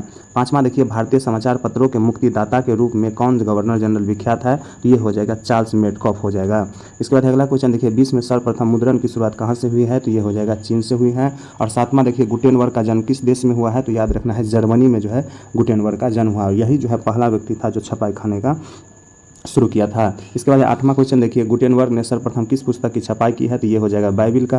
और नौवां देखिए 1957 में बाल पुस्तकें छापने के लिए प्रेस किस देश में स्थापित हुआ था? तो ये हो जाएगा फ्रांस में स्थापित हुआ था। इसके बाद अगला क्वेश्चन देखिए, अगला क्वेश्चन में कह रहा है 10 नंबर 1821 ईस्वी में संवाद कुमुदी एक किताब का नाम है, का प्रकाशन किसने शुरू किया है? तो याद रखना राजा राम मोहन राय। कब किया है? 1821 ईस्वी में। 11 नंबर देखिए, 1876 में प्रकाशित अमार जीवन, ठीक है, नामक आत्मकथा किसने लिखी थी? तो ये हो जाएगा राम सुंदरी देवी। ये कौन हो जाएगा? रस सुंदरी देवी हो जाएगा, ठीक है। पहला जो है आत्मकथा जो है लिखने का महिला में यहीं शुरू की थी 1876 ईस्वी में। इसके बाद अगला क्वेश्चन देखिए 12 नंबर का है, यूरोप में कागज बनाने का पहला कारखाना कहाँ खोला गया था? तो याद रखना है जर्मनी में। और 13 नंबर देखिए, जापान में छपाई की तकनीकी किसके द्वारा लाई गई है? तो ये हो जाएगा चीनू बौद्ध भिक्षुकों के द्वारा लाई गई है। इसका आंसर क्या हो जाएगा? डी हो जाएगा। इसके बाद है 14 नंबर देखिए, जापान की सबसे पहले पुरानी पुस्तक जिसका नाम है डायमंड सूत्र कब छपी थी? तो ये हो जाएगा 868 ईस्वी में। यानी देख लीजिए, जापान की जो है सबसे पुरानी पुस्तक जिसका नाम क्या हो गया? डायमंड सूत्र, और ये छपी थी 868 ईस्वी में। इसके बाद अगला क्वेश्चन देखिए, इंग्लैंड में मुद्रण को पहुंचाने वाला कौन था? तो ये हो जाएगा कैक्टस्टन था। 16 नंबर देखिए, रूसो कहाँ का दार्शनिक था? तो याद रखना, रूसो रूस का नहीं था, फ्रांस का रहने वाला था। हिंदुस्तान टाइम्स का प्रकाशन के पनिकर ने कब किया था? तो ये हो जाएगा 1922 ईस्वी में किया था। इसके बाद अगला क्वेश्चन देखिए 18 नंबर का रहा है, हिंदुस्तान रिव्यू को अंग्रेजी मासिक के रूप में किसने प्रकाशित किया था? तो ये हो जाएगा डॉक्टर सच्चिदानंद सिन्हा ने किया था। 19 नंबर देखिए, हरिजन पत्रिका का प्रकाशन किसने आरंभ किया था? तो याद रखना है गांधी जी ने जो है हरिजन पत्रिका का प्रकाशन किया था। इसके बाद 20 नंबर देखिए, गद्दर का प्रकाशन किसने किया था? तो याद रखना है लाला हरदयाल ने जो है गद्दर का प्रकाशन किया था। और अगला क्वेश्चन देखिए 21 नंबर का है, गांधी के आगमन से पूर्व किस पत्रिका ने स्वदेशी आंदोलन का शंख फूंकते हुए प्रतिज्ञा पत्र प्रकाशित किया था? तो ये हो जाएगा कवि वचन सुधा ने। इसके बाद अगला क्वेश्चन देखिए, कामरेड का प्रकाशन किसने किया था? ये किताब का नाम है, और इसका जो प्रकाशन किए थे मोहम्मद अली ने किए थे। 23 नंबर देखिए, केसरी समाचार पत्र का प्रकाशन किसने किया था? तो ये याद रखना है बाल गंगाधर तिलक ने किया था। बाल गंगाधर तिलक जो है जो किताब का प्रकाशन किया था, एक केसरी और एक जो है मराठी किया था। इसके बाद अगला क्वेश्चन देखिए, कागज का आविष्कार किस देश में हुआ है? तो चीन में हुआ है। और 25 नंबर देखिए, चीनी व्यक्ति पी सेंग ने मिट्टी की मुद्रा कब बनाई है? एक व्यक्ति था जिसका नाम था पी सेंग, और मिट्टी का मुद्रा बनाई है कब? 1041 ईस्वी में। इसके बाद 26 नंबर देखिए, 95वें स्थापनाएं किसकी रचना है? तो याद रखना ये हो जाएगा मार्टिन लूथर का जो है ये जो है रचनाएं हैं। इसके बाद मार्टिन लूथर कौन थे? तो ये जो थे धर्म सुधारक थे। ठीक है, मार्टिन लूथर कौन थे? तो धर्म सुधारक थे। इसके बाद अगला क्वेश्चन देखिए, एक पैसिया मैगजीन किस देश में प्रकाशित हुआ है? तो याद रखना है जर्मनी में। और 29 नंबर देखिए, बेलनाकार प्रेस का आविष्कार किसने किया था? तो याद रखना है रिचर्ड एम हो ने किया है। अगला देखिए 30 नंबर का है, छापाखाना जिसे हम क्या कहते हैं? प्रिंटिंग प्रेस भी कहते हैं, का आविष्कार किसने किया है? तो ये किया है गुटेनबर्ग ने।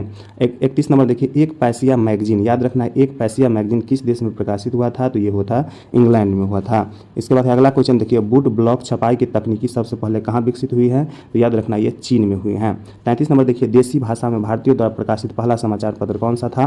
तो ये हो जाएगा बंगाल गजर था। इसके बाद 34 नंबर देखिए, राजा राम मोहन राय ने फारसी में किस पत्रिका का प्रकाशन किया था? ये हो जाएगा मिरातुल अखबार हो जाएगा। इसके बाद है 35 नंबर देखिए, मिरातुल अखबार के संस्थापक कौन थे? तो ये हो जाएगा राजा राम मोहन राय थे। और 36 नंबर देखिए, वर्नाकुलर प्रेस एक्ट किस वायसराय के समय में पारित हुआ था? तो ये याद रखना है लॉर्ड लिटन के समय में। कब हुआ है? 1878 ईस्वी में। इसके बाद अगला क्वेश्चन देखिए, तिलक ने केसरी का प्रकाशन किस भाषा में किया था? तो ये मराठी में किया था। 38 नंबर देखिए, अमृत बाजार पत्रिका का प्रकाशन किसके संपादन में हुआ है? तो ये हो जाएगा किसके संपादक में हुआ था? तो मोतीलाल घोष के संपादक में हुआ था। और अगला क्वेश्चन देखिए 39 नंबर, मराठा समाचार पत्र किस भाषा से संबंधित था? तो ये हो जाएगा अंग्रेजी से। ये किसका है? तो बाल गंगाधर तिलक का। ये भी मराठा हो गया, और केसरी 2 किताब है। इसके बाद है 40 नंबर देखिए, श्रीमती एनी बेसेंट ने होम रूल के पक्ष में लोकमत का गठन किस पत्रिका द्वारा किया है? ये हो जाएगा न्यू इंडिया। तो पूछेगा न्यू इंडिया किसका किताब है? तो एनी बेसेंट का हो जाएगा। इसके बाद 41 नंबर देखिए, प्रेस कमीशन ने अखिल भारतीय समाचार पत्र परिषद के गठन का सुझाव किस वर्ष दिया है? ये हो जाएगा 1954 ईस्वी में दिया है। इसके बाद 42 नंबर देखिए, मुद्रण की तकनीकी सबसे पहले कौन कौन से 3 देश में आई है? तो चीन में हो जाएगा, जापान में हो जाएगा, और कोरिया में हो जाएगा। 43 नंबर देखिए, साहित्य सुधा निधि और विचार वेदांत का प्रकाशन कहाँ से होता था और इसके संस्थापक कौन थे? तो देखिए मुजफ्फरपुर से होता था, और इसका जो संस्थापक है देवकी नंदन खत्री हो जाएगा। किस किस का? साहित्य सुधा निधि का और विचार वेदांत का हो जाएगा। इसके बाद अगला क्वेश्चन देखिए, 16वीं सदी के तुलसीदास द्वारा रचित रामचरितमानस का पहला मुद्रित प्रकाशन कब और कहाँ से हुआ था? तो याद रखना है 1810 में हुआ था। और कहाँ से हुआ था? कलकत्ता में हुआ था। और रामचरितमानस जो है किसके द्वारा प्रकाशित किया, जो लिखा गया था? तो तुलसीदास के द्वारा। इसके बाद है अगला क्वेश्चन देखिए 45 नंबर में कह रहा है, पहला हिंदी दैनिक पत्र कौन था? तो ये हो जाएगा समाचार सुधा वर्षन हो जाएगा। हिंदी में अगर पूछेगा पहला हिंदी दैनिक समाचार पत्र तो हो जाएगा समाचार सुधा वर्षन हो जाएगा। 46 नंबर देखिए, जातीय पत्रिका धर्म सभा का प्रकाशन कहाँ और किसके संपादकीय काल में किया गया था? तो ये हो जाएगा पटना से, और अंबिकाचरण मजूमदार के काल में हुआ था। इसके बाद अगला क्वेश्चन देखिए 47 नंबर, अल बिलाल के संस्थापक कौन थे? तो ये हो जाएगा अबुल कलाम आज़ाद हो जाएगा। 2 किताब था, अल बिलाल और अल हिलाल, 2 किताब का जो है अबुल कलाम आज़ाद ने संपादन किया था। इसके बाद है 48 नंबर देखिए, युगांतर के संपादक कौन थे? तो युगांतर जो है इसका संपादक थे वरिंद्र घोष और भूपेंद्र दत्त थे। इसके बाद अगला क्वेश्चन देखिए 1857 में पाइमे आज़ादी, याद रखना है पाइमे आज़ादी का संपादन किसने किया था, याद रखना है प्रिंस मौलाना बेदार बख्त ने। इसके बाद अगला क्वेश्चन देखिए किस पत्रिका में प्रेमचंद्र ने कहा था स्वराज आंदोलन गरीबों का आंदोलन है, ये हो जाएगा हंस पत्रिका में। तो हंस पत्रिका किसका हो जाएगा, प्रेमचंद्र का, और क्या कहा था, तो स्वराज आंदोलन गरीबों का आंदोलन है। इसके बाद 51 नंबर देखिए वंदे मातरम के संपादक कौन थे, तो ये हो जाएगा अरविंद घोष जो है वंदे मातरम के संपादक थे। अगला क्वेश्चन देखिए 52 नंबर आधुनिक काल में प्रेस लोकतंत्र का कौन सा स्तंभ है, तो ये हो जाएगा चौथा स्तंभ माना जाता है। 53 नंबर देखिए किस देश की सिविल सेवा परीक्षा ने मुद्रित पुस्तकों यानी सामग्रियों की मांग बढ़ा दी है, तो ये हो जाएगा चीन में, ठीक है। इसके बाद 54 नंबर देखिए किस पत्र ने रातों रात वर्नाकुलर पेस्ट एक्ट से बचने के लिए अपनी भाषा बदल दी थी, तो याद रखना है अमृत बाजार पत्रिका। ये क्वेश्चन बहुत बार पूछा गया है, जो कौन सा जो है पत्र जो है कौन सी जो है पत्र जो है रातों रात जो है वर्नाकुलर पेस्ट एक जो आया था 1878 ईस्वी में, उससे बचने के लिए जो है अपनी भाषा बदल ली है, तो अमृत बाजार पत्रिका हो जाएगा। इसके बाद 55 नंबर देखिए महात्मा गांधी ने किस पत्र का संपादन किया है, तो ये हो जाएगा यंग इंडिया का। और 56 नंबर देखिए आज़ादी के बाद समाचार पत्र आपत्तिजनक विषय अधिनियम कब पारित हुआ है, आज़ादी की बात कह रहा है, तो ये हो जाएगा 1951 ईस्वी में। इसके बाद अगला क्वेश्चन देखिए भारतीय समाचार पत्र के मुक्तिदाता के रूप में भारत के कौन सा गवर्नर जनरल विख्यात है, तो ये हो जाएगा चार्ल्स मेटकॉफ हो जाएगा। इसके बाद अगला क्वेश्चन देखिए 13वीं सदी में किसने ब्लॉक प्रिंटिंग के नमूने यूरोप में पहुंचाए हैं, तो ये हो जाएगा मार्को पोलो ने। और 59 नंबर देखिए किसने कहा है मुद्रण ईश्वर की दी हुई महानतम देन है, सबसे बड़ा तोहफा है, तो ये कहना था मार्टिन लूथर का, ठीक है। इसके बाद है देखिए इस चैप्टर में जो है टोटल 29 क्वेश्चन है, और देखिए मास्टर वीडियो इसका पूरे तैयार हो गया है इतिहास का। तो चैनल को सब्सक्राइब नहीं किए हैं तो जल्दी कर दीजिए, वीडियो को लाइक कीजिए और अपने दोस्तों के भी शेयर भी कर दीजिए, क्योंकि आपको देख लेंगे, ठीक है। तो देखिए इतिहास का हो गया, इसमें जो है पहला जो चैप्टर है यूरोप में राष्ट्रवाद उदय एवं विकास से संबंधित क्वेश्चन है।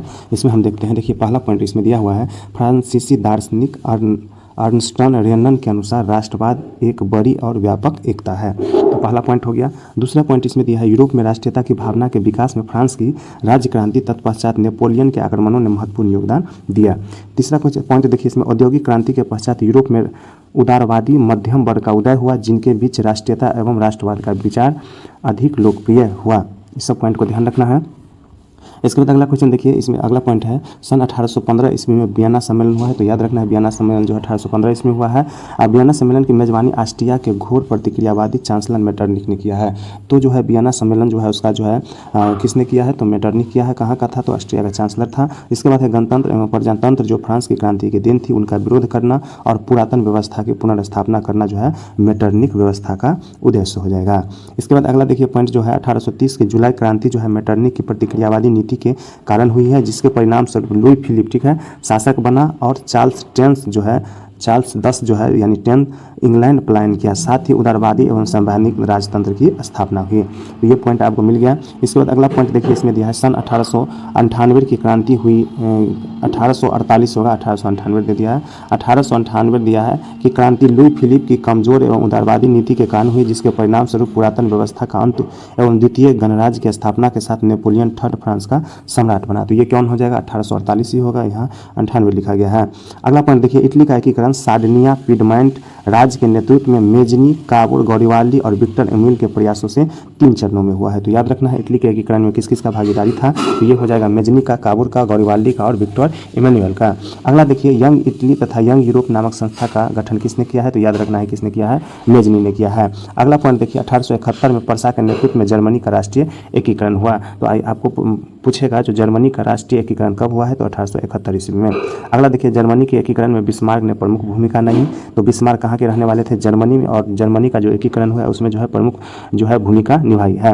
इसके बाद अगला क्वेश्चन देखिए हिगेल के ऐतिहासिक द्वंद्ववाद की व्याख्या करते हुए जर्मन राष्ट्रवाद के विकास में भूमिका निभाई है, ये पॉइंट हुआ। अगला पॉइंट देखिए 18 मई 1871 को फ्रांस के साथ जो है फ्रैंकफर्ट की संधि हुई है। तो याद रखना है फ्रैंकफर्ट की संधि कब हुई है, तो 18 मई 1871 को हुआ है। संधि के बाद जो है जर्मनी के एकीकरण का कार्य पूर्ण हुआ। तो जर्मनी का एकीकरण का कार्य जो है किस संधि के बाद हुआ पूरा, तो 1871 में फ्रैंकफर्ट की संधि हुई है, याद रखना है आपको।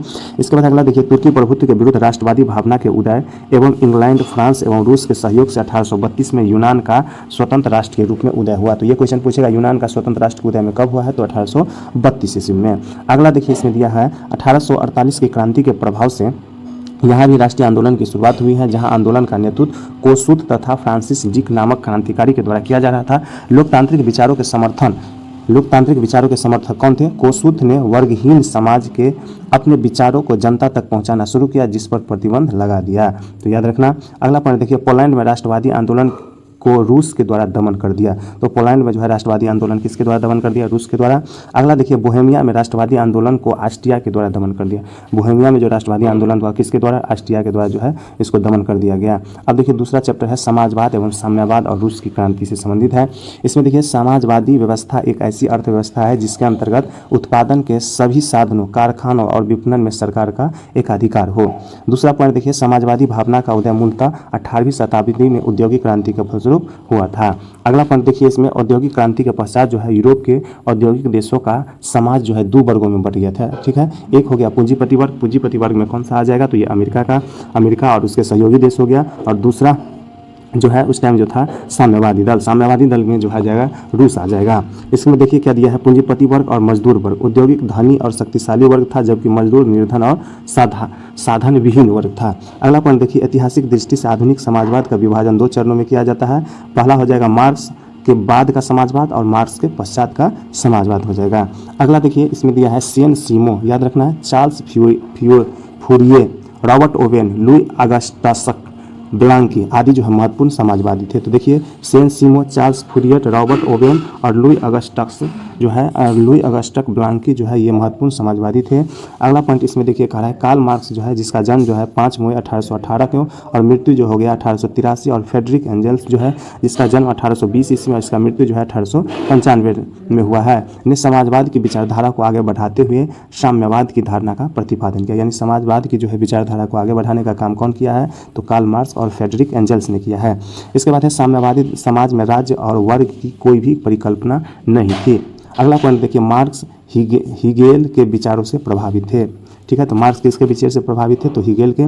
अगला पॉइंट देखिए इसमें सन 1917 में लेनिन के नेतृत्व में रूस की क्रांति का विश्वव्यापी प्रभाव पड़ा। इसे रूस की महान बोल्शेविक क्रांति कहते हैं। तो बोल्शेविक क्रांति कब हुआ है? तो 1917 ईस्वी में हुआ है। लेनिन के 3 नारे थे, क्या क्या? भूमि था, शांति था और रोटी था।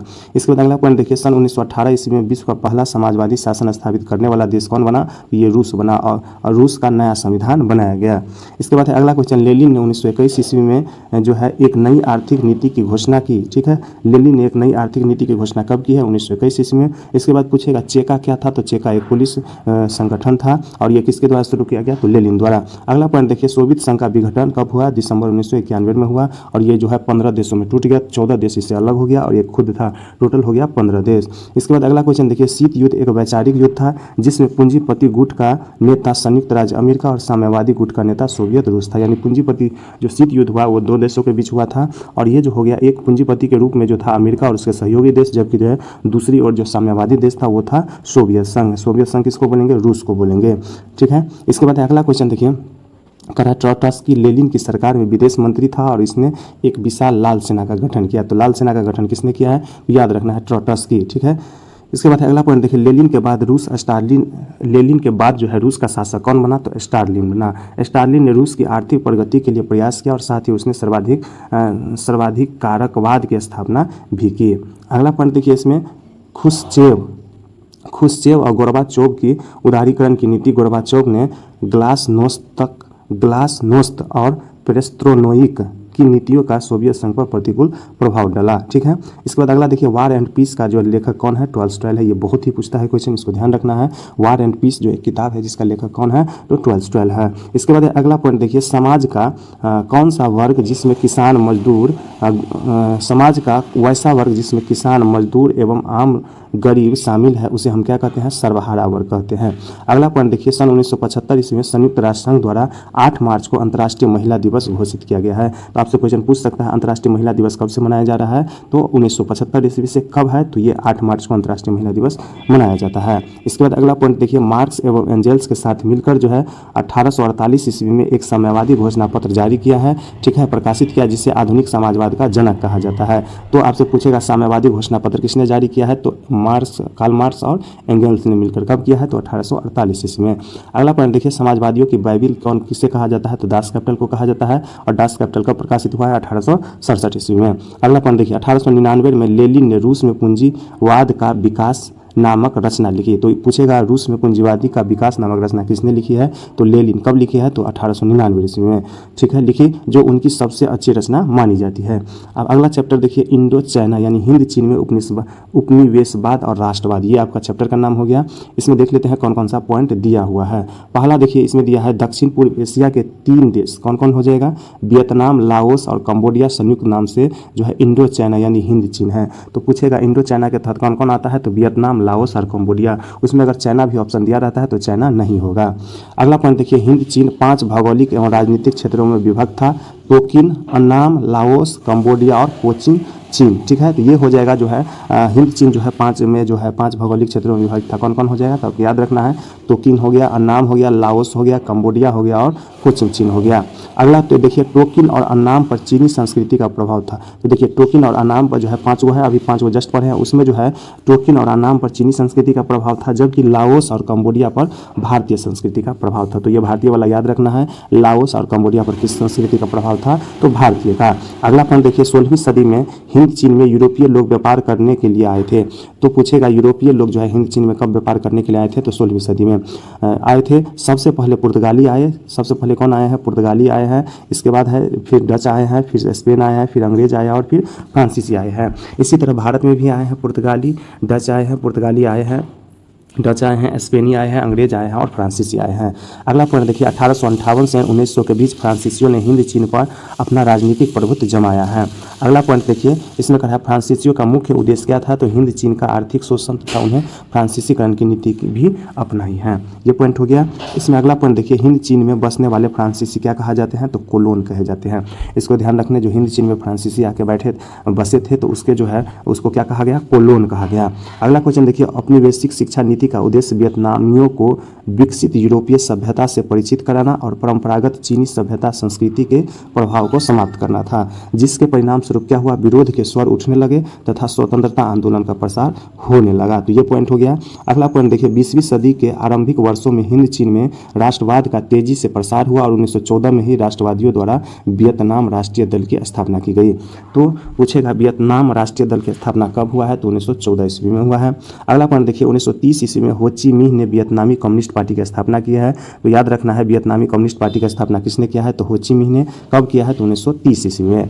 अगला पॉइंट देखिए, 1945 ईस्वी में वियतनामी ने जन विद्रोह शुरू किया, बाओ दाई को गद्दी से हटा दिया, ठीक है। तो वियतनाम में जो है जन विद्रोह कब शुरू हुआ है, 1945 ईस्वी में। और जन विद्रोह का परिणाम क्या हुआ, तो बाओ दाई का जो सरकार था उसको गद्दी से हटा दिया और 2 सितंबर 1945 ईस्वी को हो ची मिन्ह ने हनोई में स्वतंत्रता की घोषणा की, ठीक है। तो याद रखना है। अगला पॉइंट इसमें देख सकते हैं, 1946 में फ्रांसीसी सेना दोबारा हिंद चीन पहुंची, ठीक है। 1946 में फिर से फ्रांसीसी सेना हिंद चीन पहुंचे और फ्रांसीसी सेना और वियतनामी के बीच जो है सशस्त्र संघर्ष हुआ। वियतनामी ने गुरिल्ला युद्ध का सहारा लिया। गुरिल्ला युद्ध जो होता है छुप छुप के वार करने वाला युद्ध होता है। अगला पॉइंट देखिए, 6 मार्च 1946 को हनोई समझौता हुआ। तो याद रखना है, हनोई समझौता कब हुआ है, 6 मार्च 1946 ईस्वी को। और किस किस के बीच हुआ है, तो फ्रांस एवं वियतनाम के बीच हुआ है, जिसके तहत जो है फ्रांस ने वियतनाम को गणराज्य के रूप में स्वतंत्र इकाई माना, ठीक है। इसके बाद अगला क्वेश्चन देखिए, सन 1950 ईस्वी में हिंद चीन की स्थिति बहुत जटिल हो गई, क्योंकि उत्तरी वियतनाम में हो ची मिन्ह की सरकार थी और दक्षिणी वियतनाम में फ्रांस समर्थित बाओ दाओ की सरकार थी, ठीक है, याद रखना है। अगला पॉइंट इसमें देखिए, वियतनाम में संयुक्त राज्य अमेरिका का हस्तक्षेप हुआ, ठीक है। इसके बाद फ्रांस के बाद जो है वियतनाम में किसका हस्तक्षेप हो गया, संयुक्त राज्य अमेरिका का, क्योंकि अमेरिका वियतनाम को कम्युनिस्टों के हाथ में नहीं पड़ने देना चाहता। तो यही हो गया शीत युद्ध का कारण, जो है कम्युनिस्ट जो है रूस को मानने वाले थे, जबकि वियतनाम जो है अमेरिका जो चाहता था जो ये पूंजीपति के गुट में शामिल हो जाए। अगला पॉइंट देखिए, अगला पॉइंट कह रहा है हुआ एक बौद्धिक धार्मिक क्रांतिकारी आंदोलन था, जो कब शुरू हुआ है, 1939 में शुरू हुआ है, जिसके नेता कौन हो जाएगा, हुएन फूसो हो जाएगा। तो कहेगा हुआ आंदोलन किस प्रकार का था, तो बौद्धिक धार्मिक क्रांतिकारी जो है आंदोलन था और ये कब हुआ है, 1939 ईस्वी में हुआ है और इसके नेता कौन थे, तो फूसो था। आपको याद रखना है, फूसो। अगला पॉइंट देखिए, 1973 में अमेरिका ने वियतनाम से अपनी सेनाएं हटा ली, ठीक है। अमेरिका जो है वियतनाम से अपनी सेना कब हटा ली है, तो 1973 ईस्वी में। अमेरिका सेना के अभाव में 1975 तक दक्षिण वियतनाम की सेना के पैर पूरी तरह उखड़ गए। 1975 में वियतनाम के एकीकरण राष्ट्र के रूप में उदय हुआ। अगला पॉइंट देखिए, भारत में राष्ट्रवाद जो चैप्टर है इससे संबंधित क्वेश्चन है इसमें। तो इसमें हम देखेंगे, देखिए इसका है सन 1878 में तत्कालीन वायसराय कौन था? लॉर्ड लिटन था। उसने क्या किया? तो वर्नाकुलर प्रेस एक्ट पारित किया, यानी एक कानून लाया किस पे? तो प्रेस पे पारित कर दिया। उस पारित करने के बाद जो है पारित कर प्रेस पर कठोर प्रतिबंध लगा दिया। ठीक है, सन 1883 में इल्बर्ट बिल आया। तो आपसे क्वेश्चन पूछ सकता है इल्बर्ट बिल कब आया है? 1883 ईस्वी में पारित हुआ है। का पारित होना भी राष्ट्रवाद को बल दिया है। तो दो क्वेश्चन हो गया यहाँ पे। जो कहेगा वर्नाकुलर प्रेस एक्ट कब आया था? तो 1878 ईस्वी में। उस टाइम जो है वायसराय कौन था? तो लॉर्ड लिटन था। ठीक है, इसको हटा दिया गया कब है? तो लॉर्ड रिपन के शासनकाल में इसको हटा दिया गया था। इसके बाद है अगला क्वेश्चन, देखिए इसमें अगला पॉइंट हम देख लेते हैं। इसके तहत जो है देखिए,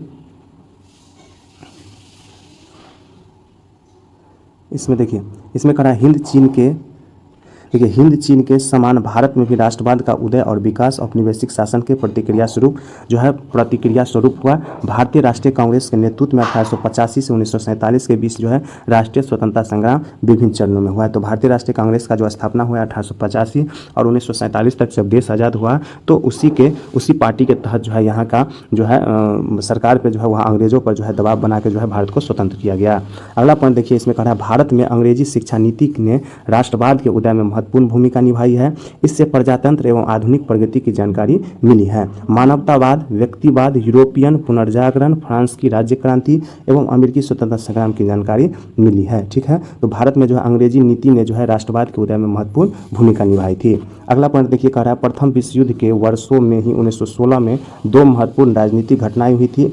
पहला यह कि कांग्रेस के दोनों दल, गरम दल और नरम दल जो है एक हो गए। ठीक है, जो गरम दल और नरम दल में जो है फूट पड़ गया था 1907 में, वो जो है 1916 में लखनऊ में समझौता हुआ जिसमें दोनों दल क्या हो गया? शामिल हो गया। गरम दल में जो है मुख्य नेता के रूप में लाल बाल पाल थे। ठीक है, ये तीनों नेता मुख्य थे, इसके साथ और भी बहुत सारा नेता थे। और दूसरा देखिए, कांग्रेस और मुस्लिम लीग के बीच समझौता हो गया कब? 1916 ईस्वी में। ठीक है, आंदोलन चलाने को लेकर समझौता हुआ था। इसके बाद अगला पॉइंट देखिए, महायुद्ध के बाद जो है यानी विश्व युद्ध के बाद जो है भारत में राष्ट्रवाद की जो लहर उठी उससे प्रभावित होकर ब्रिटिश सरकार ने 1919 ईस्वी में माउंटेन्यू चेम्सफोर्ड सुधार, याद रखना है 1919 में कौन सा अधिनियम आया? तो माउंटेन्यू चेम्सफोर्ड योजना, यस भारत सरकार अधिनियम बनाया गया। तो पूछेगा माउंटेन्यू चेम्सफोर्ड सुधार या भारत सरकार अधिनियम कब बनाया गया? तो 1919 ईस्वी में।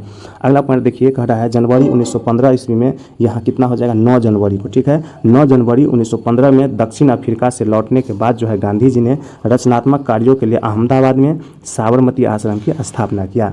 तो याद रखना है गांधी जी दक्षिण अफ्रीका से कब लौट के आए हैं? तो 9 जनवरी 1915 ईस्वी को।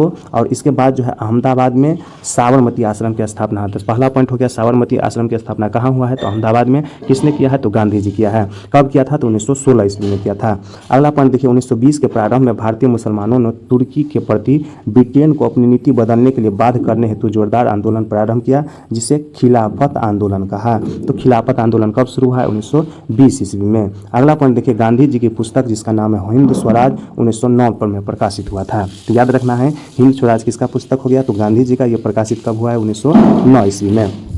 अगला क्वेश्चन देखिए, असहयोग आंदोलन 1920 से कब तक चला है? 1922 तक चला है। गांधी जी के नेतृत्व में प्रारंभ किया गया प्रथम जन आंदोलन था। तो गांधी जी द्वारा जो है प्रथम जन आंदोलन कौन सा चलाया गया? तो असहयोग आंदोलन कब से कब तक? 1920 से 1922 तक चलाया गया था। इसके बाद देखिए अगला पॉइंट करा, चौरा चौरी कांड जो है 5 फरवरी 1922 को घटित हुआ था। और ये कहाँ हुआ था घटित? तो उत्तर प्रदेश के गोरखपुर के पास जो है चौरा चौरी स्थान है, वहीं पर यह घटना घटित हुआ था। तो याद रखना है चौरी चौरा कांड कब होगा? 5 फरवरी 1922 ईस्वी को। अगला पॉइंट देखिए, सविनय अवज्ञा आंदोलन 1930 ईस्वी में शुरू किया गया था। दूसरा जन आंदोलन था जिसका सामाजिक आधार काफी विस्तृत था। तो सविनय अवज्ञा आंदोलन जो है 1930 में शुरू हुआ है, इसको डेट याद रखना है। इसके बाद अगला पॉइंट देखिए, साइमन कमीशन का जो है 3 फरवरी 1928 को बम्बई पहुंचने पर विरोध किया गया। तो साइमन कमीशन भारत कब पहुंचा है? 1928 ईस्वी में। अगर डेट पूछ दे तो 3 फरवरी हो जाएगा। कहाँ पहुंचा है? तो बम्बई में पहुंचा है। अगला पॉइंट देखिए, दिसंबर 1929 ईस्वी में वार्षिक अधिवेशन कहाँ हुआ था? तो लाहौर में जवाहरलाल नेहरू की अध्यक्षता में हुआ था। ठीक है, तो दिसंबर 1929 में जो है वार्षिक अधिवेशन कहाँ हुआ था? लाहौर में हुआ था। और इसी अधिवेशन में जो है जवाहरलाल नेहरू ने रावी नदी के तट पर जो है रात के 12 बजे में जो है तिरंगा फहराने का काम किया था। अगला पॉइंट देखिए, गांधी इरविन पैक्ट कब हुआ है? तो 5 मार्च 1931 ईस्वी को। याद रखना है गांधी इरविन पैक्ट कब हुआ है? तो 5 मार्च 1931 को। अगला पॉइंट देखिए, स्वराज पार्टी की स्थापना जो है चित्तरंजन दास और मोतीलाल नेहरू ने किया है। तो स्वराज पार्टी का स्थापना किसने किया है? तो चित्तरंजन दास और मोतीलाल नेहरू हो जाएगा। अगला देखिए, 1924 ईस्वी में सर्वप्रथम कम्युनिस्ट पार्टी की स्थापना हुई है। तो कम्युनिस्ट पार्टी की स्थापना कब हुई है? 1924 ईस्वी में। अगला पॉइंट देखिए, केरल केरल राज्य के मालाबार तट पर किसानों का एक बड़ा विद्रोह हुआ है, जिसे हम क्या कहते हैं, भोपला विद्रोह। भोपला नहीं होगा, मोपला होगा, यहाँ मिस्टेक से लिखा गया है भोपला, यहाँ क्या हो जाएगा, मोपला विद्रोह हुआ था। कब हुआ था, 1917 ईस्वी में। कहाँ हुआ था, तो केरल के मालाबार तट पर। और किसके द्वारा हुआ था, तो किसानों के द्वारा हुआ था। अगला पॉइंट देखिए, भारत में रेलवे टेलीग्राफ की शुरुआत जो है लॉर्ड डलहौजी के काल में हुआ था। तो याद रखना, भारत में रेलवे की शुरुआत किसके काल में, तो लॉर्ड डलहौजी के काल में, और टेलीग्राफ का जो है लॉर्ड डलहौजी के काल में ही शुरुआत हुआ था। अगर पूछेगा रेलवे की शुरुआत कब हुआ है, तो 1853 ईस्वी में पहली बार जो है रेलवे चला था। कहाँ से, थाने यानी मुंबई में चला था।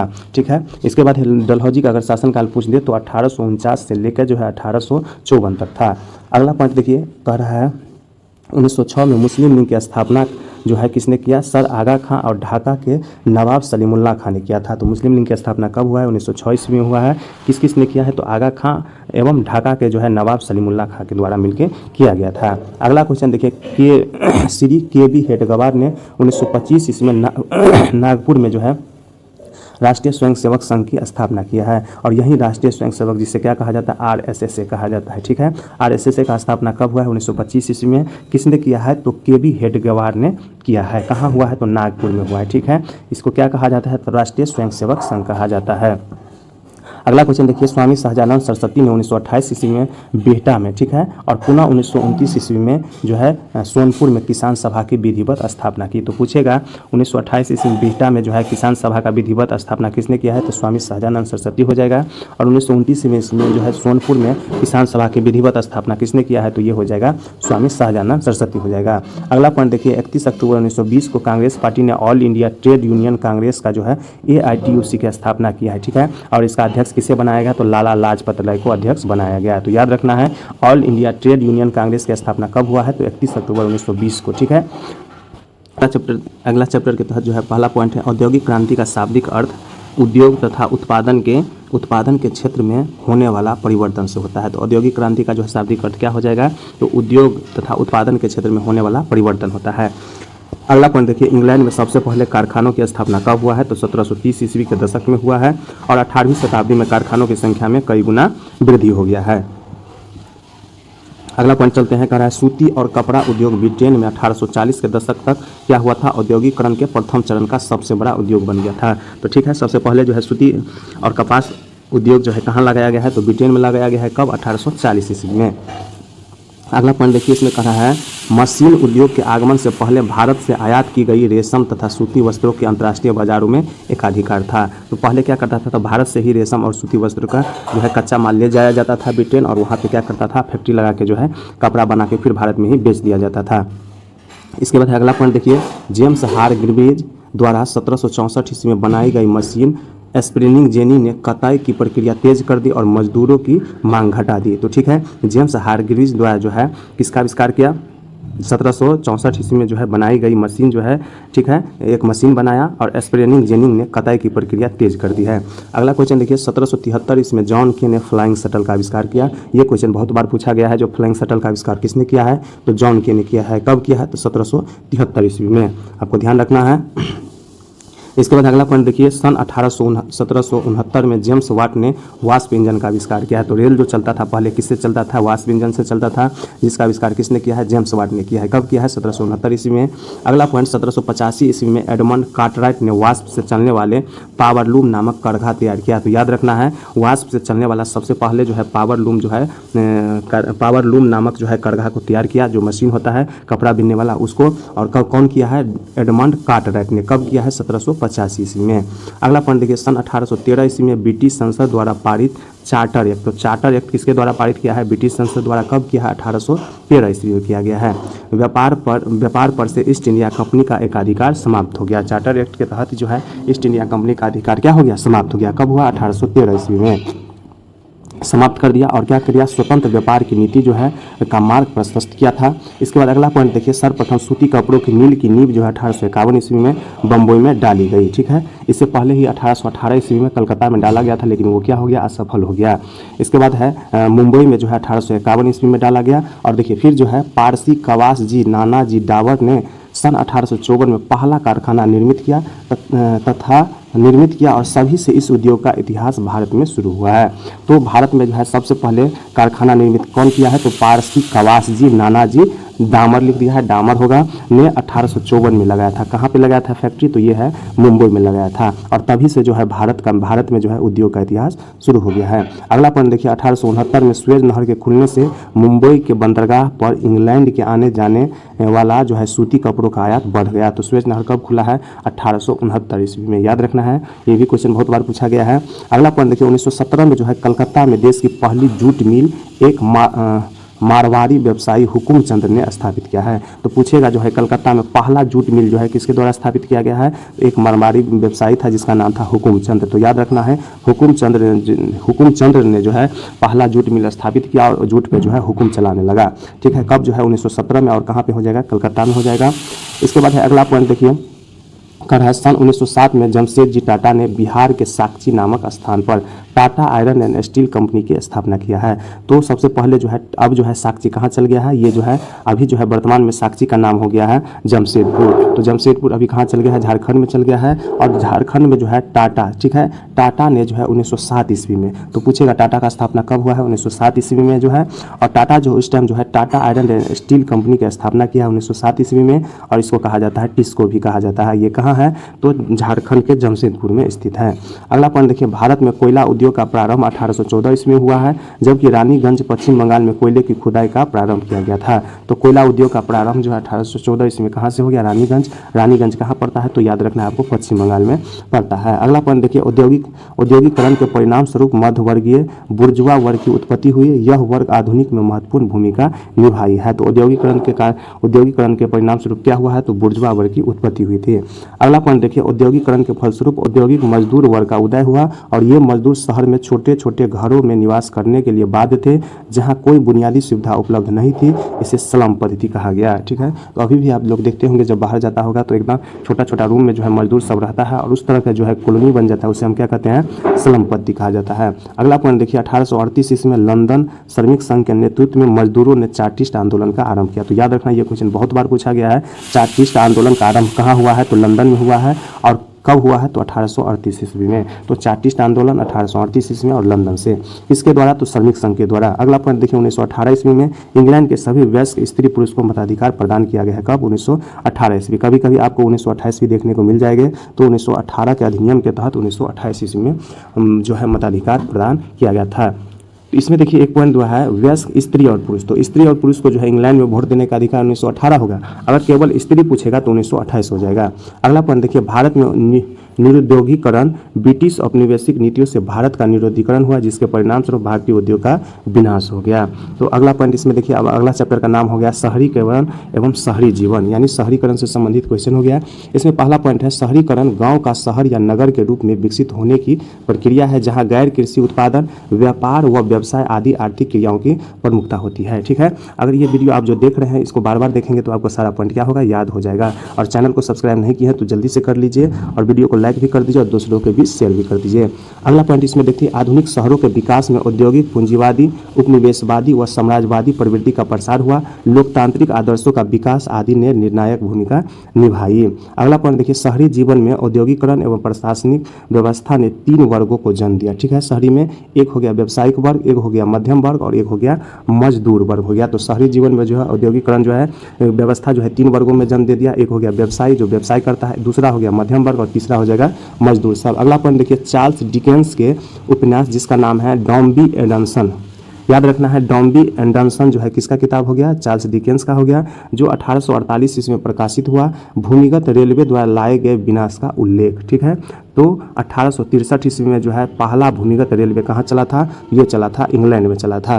अगला पॉइंट देखिए, 1852 में फ्रांस के सम्राट जो है लुई तृतीय ने पेरिस के पुनर्निर्माण का निर्णय लिया और यह कार्य जो है बैरन हाउसमैन को एक विख्यात और कुशल वास्तुकार था को सौंपा गया। ठीक है, तो जो है बैरन हाउसमैन क्या किया? तो 1852 में जो है फ्रांस के सम्राट जो लुई तृतीय ने क्या किया? तो पेरिस के पुनर्निर्माण का निर्णय, यानी पेरिस को किस तरह से बसाया जाए उसका निर्णय लिया। कौन? लुई तृतीय। और इस कार्य को लिए जो है बैरन हाउसमैन को जो है चुना गया।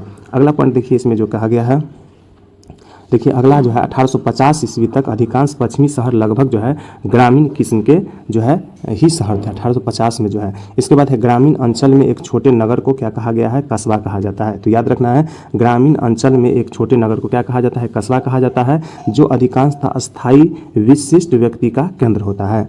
अगला पॉइंट देखिए एक छोटे अस्थायी बाजार को क्या कहा जाता है, गंज कहा जाता है। ठीक है, एक छोटे अस्थायी बाजार को क्या कहेंगे, हम गंज कहेंगे, और एक ग्रामीण अंचल में एक छोटे नगर को हम क्या कहेंगे, कस्बा कहेंगे। तो एक छोटे अस्थायी बाजार को गंज कहेंगे, इसलिए कहा गया है चनौरागंज, बहुत सारा गंज जो दिया है, यानी छोटा सा बाजार होता है वहाँ पे।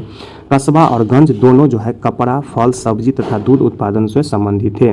विशिष्ट परिवारों तथा सेना के लिए सामग्री उपलब्ध कराते थे। अगला पॉइंट देखिए किसी प्रांत या देश का विशाल और घनी आबादी वाला शहर जो प्रायः वहाँ की राजधानी भी होता था, ऐसे स्थान को महानगर कहा गया। तो महानगर कहाँ होता है, बड़ा बड़ा शहर में महानगर होता है और वो राजधानी के रूप में होता है, और वहाँ जनसंख्या जो है बहुत ज़्यादा होता है, सुविधा भी बहुत ज़्यादा होता है। अगला पॉइंट देखिए काम चलाओ और अक्सर बेहिसाब भीड़ वाले अपार्टमेंट मकान को जो है टेनमेंटस कहा गया। ठीक है, काम चलाओ और अक्सर बेहिसाब भीड़ वाले मकान को क्या कहा गया, टेनमेंटस कहा गया। ऐसे मकान बड़े शहरों के गरीब इलाकों में अधिक पाए जाते थे। तो याद रखना है। अगला क्वेश्चन देखिए 1870 में अनिवार्य प्राथमिक शिक्षा कानून 1902 से लागू किए गए। फैक्ट्री कानून के बाद जो है बच्चों को औद्योगिक कामों से बाहर रखने की व्यवस्था कर दी गई। तो बच्चा सबको जो है औद्योगिक से जो है कामों से क्या किया, बाहर हटा दिया गया, मतलब बच्चा लोग जो है फैक्ट्री में काम नहीं कर सकता है। अगला पॉइंट देखिए दुनिया के सबसे पहली भूमिगत रेलवे के पहले कारखाना का उद्घाटन जो है 10 जनवरी 1863 को। तो याद रखना है भूमिगत रेलवे का पहला कारखाना का उद्घाटन कहाँ हुआ है, तो ये हो जाएगा 10 जनवरी 1863 को किया गया। यह रेल लाइन लंदन की पैंडिल और कैरिंगटन स्ट्रीट के बीच स्थित थी। तो लंदन में जो है भूमिगत रेलवे कहाँ चला था, तो लंदन के पैंडिल और कैरिंगटन स्ट्रीट के बीच स्थित थी। पहले दिन ही यात्रियों की संख्या कितना हो गया था, 10,000 थी। याद रखना है। तो रेलवे में जो है दुनिया की पहली भूमिगत रेल के पहले खंड का उद्घाटन कब हुआ है, तो 1863 ईस्वी में। अगला पॉइंट देखिए आर्थिक उन्मादवाद और पूंजीपतियों की ऐसी स्वतंत्रता जिसके सरकार का किसी रूप में हस्तक्षेप नहीं हो, उसे हम लाइसेंस फेयर कहा गया। ठीक है, तो याद रखना है लाइसेंस फेयर किसे कहा जाता है, तो आर्थिक उन्माद और पूंजीपतियों की ऐसी स्वतंत्रता जिसके सरकार का किसी रूप में हस्तक्षेप नहीं होता है, उसे लाइसेंस फेयर कहा जाता है। अगला पॉइंट देखिए 1840 ईस्वी में लंदन का क्षेत्रफल प्रति व्यक्ति जो है 155 गज था। तो याद रखना 1840 का ही बात कर रहा है। लंदन का क्षेत्रफल कितना था प्रति व्यक्ति, 155 गज था, जबकि बम्बई का प्रति व्यक्ति क्षेत्रफल 9.5 वर्ग गज था। मतलब उस टाइम भी जो है मुंबई का क्षेत्रफल बहुत कम था, उस टाइम आदमी जो है बहुत रहते थे। अगला पॉइंट देखिए 1898 में city of Bombay improvement trust की स्थापना की गई। तो city of Bombay improvement trust की स्थापना कब हुआ है, तो ये हो जाएगा 1898 ईस्वी में बम्बई इम्प्रूवमेंट ट्रस्ट की स्थापना हुई है। अगला पॉइंट देखिए 1965 ईस्वी में पीपुल्स एक्शन पार्टी के अध्यक्ष जी कुआन येब के नेतृत्व में सिंगापुर को आज़ादी मिला है। तो सिंगापुर को आज़ादी कब मिला है, 1965 ईस्वी में। किसके नेतृत्व में मिला है, तो ये ली कुआन येब के नेतृत्व में मिला है। अगला क्वेश्चन देखिए पटना की स्थापना 6वीं शताब्दी में, पटना का स्थापना कब हुआ है, 6वीं शताब्दी ईसा पूर्व में मगध के शासक था जिसका नाम था अजात शत्रु के द्वारा एक सैनिक शिविर के रूप में किया गया। तो सबसे पहले जो है पटना का जो स्थापना जो हुआ है एक सैनिक शिविर के रूप में बनाया गया था, किसके द्वारा, अजात शत्रु के द्वारा, और पूर्ण रूप से जो है पटना शहर बसाने का काम किया गया है उदयन के द्वारा किया गया है। अगला पॉइंट देखिए 1666 ईस्वी में सिखों के 10वें और अंतिम गुरु जिसका नाम था गुरु गोविंद सिंह का जो जन्म हुआ है, सिंह का जन्म हुआ है, जिस कारण यह नगर एक महत्वपूर्ण धार्मिक स्थान बन गया है। तो गुरु गोविंद सिंह का जन्म कहाँ हुआ है, तो पटना में हुआ। पटना सिटी जो अभी कहा जाता है उस शहर में जो है गुरु गोविंद सिंह का जन्म हुआ है, और ये सिख धर्म के जो है 10वें गुरु थे। इसका जन्म कब हुआ है, 1666, यानी याद रखने का बहुत ही अच्छा 1666। ठीक है, देखिए अगला चैप्टर है व्यापार और भूमंडलीकरण से संबंधित है। तो इसमें देखिए भूमंडलीकरण हम किसे कहते हैं, तो जीवन के सभी क्षेत्रों का एक अंतर्राष्ट्रीय स्वरूप जिसने दुनिया के सभी भागों को आपस में जोड़ दिया है। तो भूमंडलीकरण के तहत जो है सभी देश आपस में क्या हुए हैं, जुड़ गए हैं अंतर्राष्ट्रीय स्तर पे। इसके बाद अगला क्वेश्चन देखिए विश्व बाजार ने व्यापक और उद्योग को तीव्र गति से बढ़ाया है। व्यापार और उद्योग के विकास ने पूंजीपति को, व्यापार और उद्योग के विकास ने क्या किया है, पूंजीपति को बढ़ाया है, मजदूर को और मध्यम वर्ग जो है 3 शक्तिशाली सामाजिक वर्ग को जन्म दिया है। कौन, तो विश्व व्यापार। याद रखना है विश्व व्यापार किस किस को जन्म दिया है, विश्व व्यापार में जो है व्यापार और उद्योग जो है पूंजीपति वर्ग को, मजदूर वर्ग और मध्यम वर्ग को। इसके बाद अगला क्वेश्चन देखिए अलेक्जेंड्रिया नामक पहला विश्व बाजार सम्राट सिकंदर के द्वारा स्थापित किया गया था। तो यहाँ क्वेश्चन बन गया जो है पहला जो है विश्व बाजार कौन सा हो जाएगा, तो ये हो जाएगा अलेक्जेंड्रिया। ठीक है, अलेक्जेंड्रिया किसने बसाया था, तो ये हो जाएगा सिकंदर। ठीक है, वही सिकंदर जो विश्व विजेता बनने चला था। इसके बाद अगला क्वेश्चन देखिए 1991 के बाद विश्व बाजार के अंतर्गत ही एक नवीन आर्थिक प्रवृत्ति भूमंडलीकरण का उत्कर्ष हुआ, जो निजीकरण और आर्थिक उदारीकरण से प्रत्यक्ष जुड़ गया। ठीक है, तो 1991 में क्या आया है, तो भूमंडलीकरण का जो है का उत्कर्ष हुआ है और इसके साथ ही निजीकरण और उदारीकरण का भी प्रत्यक्ष रूप से जुड़ा हुआ है। भारत में जो है 1991 में LPG का फॉर्म लाया गया था, LPG यानी भूमंडलीकरण, निजीकरण, उदारीकरण। ठीक है, याद रखना है। कौन था उस टाइम, तो वित्त मंत्री थे मनमोहन सिंह। इसके बाद अगला क्वेश्चन देखिए, भूमंडलीकरण जो है नामक शब्द का सबसे पहले इस्तेमाल जो हुआ है, अमेरिका के एक आदमी था जिसका नाम था जॉन विलियमसन था, उसी ने 1990 में दिया है। तो याद रखना है, भूमंडलीकरण शब्द का जो है सबसे पहले जो है नामकरण जॉन विलियमसन 1990 में किया है, अमेरिका का रहने वाला था। इसके बाद देखिए 1995 ईस्वी में विश्व व्यापार संगठन, जिसे हम WTO कहते हैं, 1 जनवरी 1995 को शुरू हुआ। याद रखना, 1 जनवरी 1995 का जो है विश्व व्यापार संगठन अस्तित्व में आया है और इसका मुख्यालय कहाँ हो जाएगा, जेनेवा हो जाएगा। इसके बाद देखिए अगला क्वेश्चन, गिरमिटिया मजदूर हम किससे कहते हैं, तो वैसा मजदूर औपनिवेशिक देश के ऐसे मजदूर जिन्हें निश्चित समझौता द्वारा निश्चित समय के लिए अपने शासित क्षेत्र में ले जाया जाता था। यानी जैसे भारत पर जो है इंग्लैंड का जो अधिकार था, तो उस टाइम जो है भारत से जो है मजदूर को जो है औपनिवेशिक काल में जो है मजदूर को उन्हें एक निश्चित समझौता के लिए अपने देश ले जाया जाता था, जिसे हम क्या कहते हैं, गिरमिटिया मजदूर कहते हैं। इसी तरह एक होता है बंधुआ मजदूर, तो बंधुआ मजदूर एक समझौता के तहत इसी तरह गिरमिटिया मजदूर की तरह ही ले जाया जाता था। इसके बाद अगला क्वेश्चन देखिए, 1820 से 1914 के बीच विश्व व्यापार में जो है 25 से 40 गुना का वृद्धि हो गया। कब से, 1820 से 1914 के बीच में।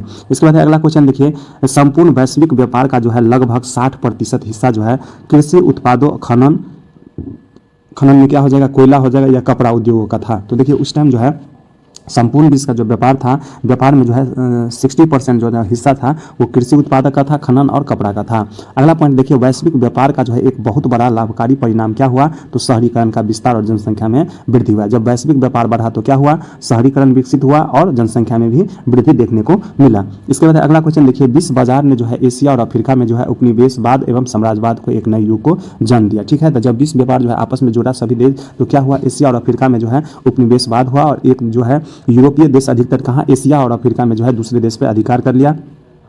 इससे क्या हुआ, उपनिवेशवाद और साम्राज्यवाद के नए युग का जन्म दिया। इसके बाद अगला क्वेश्चन देखिए, अमेरिकी राष्ट्रपति जो है जिसका नाम है रूजवेल्ट ने एक नई व्यवस्था जिसको क्या कहा जाता है, नई डील। याद रखना है, नई डील कौन लाया है, तो अमेरिका के राष्ट्रपति रूजवेल्ट लाए हैं, नामक नवीन आर्थिक नीति को अमेरिका में लागू किया। ठीक है, इनमें जन कल्याण की एक व्यापक योजना तैयार की गई। तो न्यू डील नामक किसने लाया है, तो रूजवेल्ट ने लाया है। इसके बाद आर्थिक मंदी क्या होता है, तो देखिए अर्थतंत्र में आने वाली वैसी स्थिति जब उनके तीनों आधार, कौन कौन सा तीनों आधार, तो कृषि हो गया, उद्योग हो गया और व्यापार का विकास जो है अवरुद्ध हो जाता है, तो क्या हो जाता है, मंदी आ जाता है। मान लो जैसे भारत में हो गया आर्थिक मंदी, जब भारत में आएगा तो क्या होगा, कृषि का जो है उत्पादन कम होने लगेगा, उद्योग जो है कम विकसित होने लगा और व्यापार भी कम होने लगा। तो समझेंगे जो भारत में आर्थिक मंदी आ गया। ठीक है, इसके बाद अगला देखिए, शेयर बाजार क्या होता है, तो वैसा स्थान जहां व्यापारिक और औद्योगिक कंपनियों के बाजार मूल्य का निर्धारण होता है उसे हम क्या कहते हैं, शेयर बाजार कहते हैं। शेयर बाजार में जो देखिए जहां व्यापारिक होता है और औद्योगिक कंपनी होता है उसका शेयर का मूल्य निर्धारण होता है, जिसे हम शेयर बाजार कहेंगे। सट्टेबाजी क्या होता है, तो कंपनियों में जो है पूंजी लगाकर, कंपनी में मान लो कोई कंपनी है उसमें पूंजी लगाकर और उसका हिस्सा खरीदना ताकि उसका मूल्य बढ़े और पुनः उन्हें बेच दे। तो सट्टेबाजी होता है क्या, जैसे शेयर मार्केट अभी चल रहा है उसमें क्या करना है, कंपनी का शेयर खरीद लेना है कुछ, ठीक है, और जब उसका भाव बढ़ेगा तो क्या करना है, फिर बेच देना है। तो वही होता है सट्टेबाजी। इसके बाद अगला क्वेश्चन देखिए, आर्थिक मंदी से निकलने के लिए बाजार अर्थव्यवस्था के प्रतिकूल संरक्षणवाद जिससे कठोर आर्थिक उपन्यास किया गया। तो आर्थिक मंदी जब किसी देश में आ जाता है तो उसका स्थिति क्या हो जाता है, खराब हो जाता है। तो आर्थिक मंदी से निकलने के लिए क्या किया, तो बाजार अर्थव्यवस्था के प्रति जो है संरक्षणवाद जिससे कठोर आर्थिक उपन्यास किया गया था। इसके बाद अगला क्वेश्चन देखिए, 1944 ईस्वी में जो है अमेरिका में जो एक शहर है जिसका नाम है न्यू हैम्पशायर में जो है एक सम्मेलन हुआ, जिस सम्मेलन का नाम है ब्रेटन वुड्स सम्मेलन। तो याद रखना है, ब्रेटन वुड्स सम्मेलन कब हुआ है, 1944 ईस्वी में। कहाँ हुआ है, तो अमेरिका के हैम्पशायर में हुआ है। इस सम्मेलन में हुआ क्या था, तो देखिए ब्रेटन वुड्स सम्मेलन नामक स्थान पर जो है संयुक्त राष्ट्र मौद्रिक एवं वित्तीय सम्मेलन हुआ था। ठीक है, तो इस सम्मेलन में क्या हुआ था, तो संयुक्त राष्ट्र मौद्रिक और वित्तीय सम्मेलन था और इस सम्मेलन के तहत जो है विश्व बैंक, ठीक है, विश्व बैंक हो गया और अंतर्राष्ट्रीय मुद्रा कोष की स्थापना हुआ है। तो क्वेश्चन पूछता है विश्व बैंक की स्थापना कब हुआ है, अंतर्राष्ट्रीय मुद्रा कोष की स्थापना कब हुआ है, तो 1944 के जो ब्रेटन वुड्स सम्मेलन है उसी का परिणाम 1945 ईस्वी में हुआ है। दोनों बैंक की स्थापना जो 1945 ईस्वी में हुआ और यही दोनों बैंक जो है अन्य देश को लोन देने का काम करता है। ठीक है, इसका मुख्यालय कहाँ है, तो अमेरिका के वाशिंगटन DC में है। इसके बाद अगला क्वेश्चन देखिए, आर्थिक मंदी जिनका एकमात्र देश पर बिल्कुल भी प्रभाव नहीं पड़ा वह देश था रूस। ठीक है, तो आर्थिक मंदी जो है 1929 ईस्वी में आया था, उसमें जो है बिल्कुल विश्व का जितना भी देश था सभी पर प्रभाव पड़ा, लेकिन रूस पे जो है प्रभाव बिल्कुल भी नहीं पड़ा। इसके बाद देखिए न्यू डील है, अभी जस्ट बोले हैं न्यू डील नामक अमेरिका के लाए थे, रूजवेल्ट लाए थे। तो न्यू डील क्या है, तो जन कल्याण की एक बड़ी योजना है, योजना से संबंधित नीति है, जिसमें क्या होता है आर्थिक क्षेत्र के अलावा जो है राजनीतिक और प्रशासनिक नीतियों को भी नियमित किया गया है। ठीक है, इसके बाद देखिए अगला चैप्टर का नाम हो गया प्रेस, संस्कृति एवं राष्ट्रवाद से संबंधित हो गया। इसमें देखिए पहला क्वेश्चन देखते हैं 105 एडी, यानी 105 एडी में जो है एक आदमी था चीन का जिसका नाम था टस प्लाई लून। चीन आदमी का नाम रहता है चीनी ही जैसे, तो क्या नाम हो गया, टस प्लाई लून। ठीक है, ये कौन था, चीनी नागरिक था, वो बहुत ही चालाक आदमी था। इसने क्या किया, तो कपास एवं मलमल की पट्टियों से कागज बना लिया। ठीक है, कागज का आविष्कार कर लिया, कौन, तो टस प्लाई लून। किससे, तो कपास से और मलमल से। फिर क्या हुआ आगे देखिए, मुद्रण की सबसे पहली तकनीकी जो है चीन में ही हुआ, चीन के साथ जो है जापान में हुआ और जापान के साथ जो है कोरिया में हुआ। तो सबसे पहले जो है मुद्रण की जो है तकनीकी कहाँ गया, चीन में, इसके बाद जापान में और इसके बाद कोरिया वाले कर लिए। इसके बाद अगला क्वेश्चन देखिए, 712 ईस्वी में चीन के सीमित क्षेत्रों में फैला। आविष्कार तो कर लिया, लेकिन चीन क्या किया, अपने गुप्त रूप से उसको रखा रहा। कब तक, 712 ईस्वी तक जो है, और धीरे धीरे वो चीन से जो है अन्य देश में फैल गया। इसके बाद अगला क्वेश्चन देखिए, लगभग 10वीं सदी के पूर्वार्ध तक जो है लॉक प्रिंटिंग, ठीक है, 10वीं सदी के पूर्वार्ध तक क्या था, लॉक प्रिंटिंग की प्रक्रिया द्वारा मुद्रा पत्र भी छापे गए। कब, 10वीं शताब्दी के पूर्वार्ध तक। इसके बाद अगला क्वेश्चन देखिए, 1041 ईस्वी में एक चीनी व्यक्ति था जिसका नाम था पी सेंग, याद रखना है।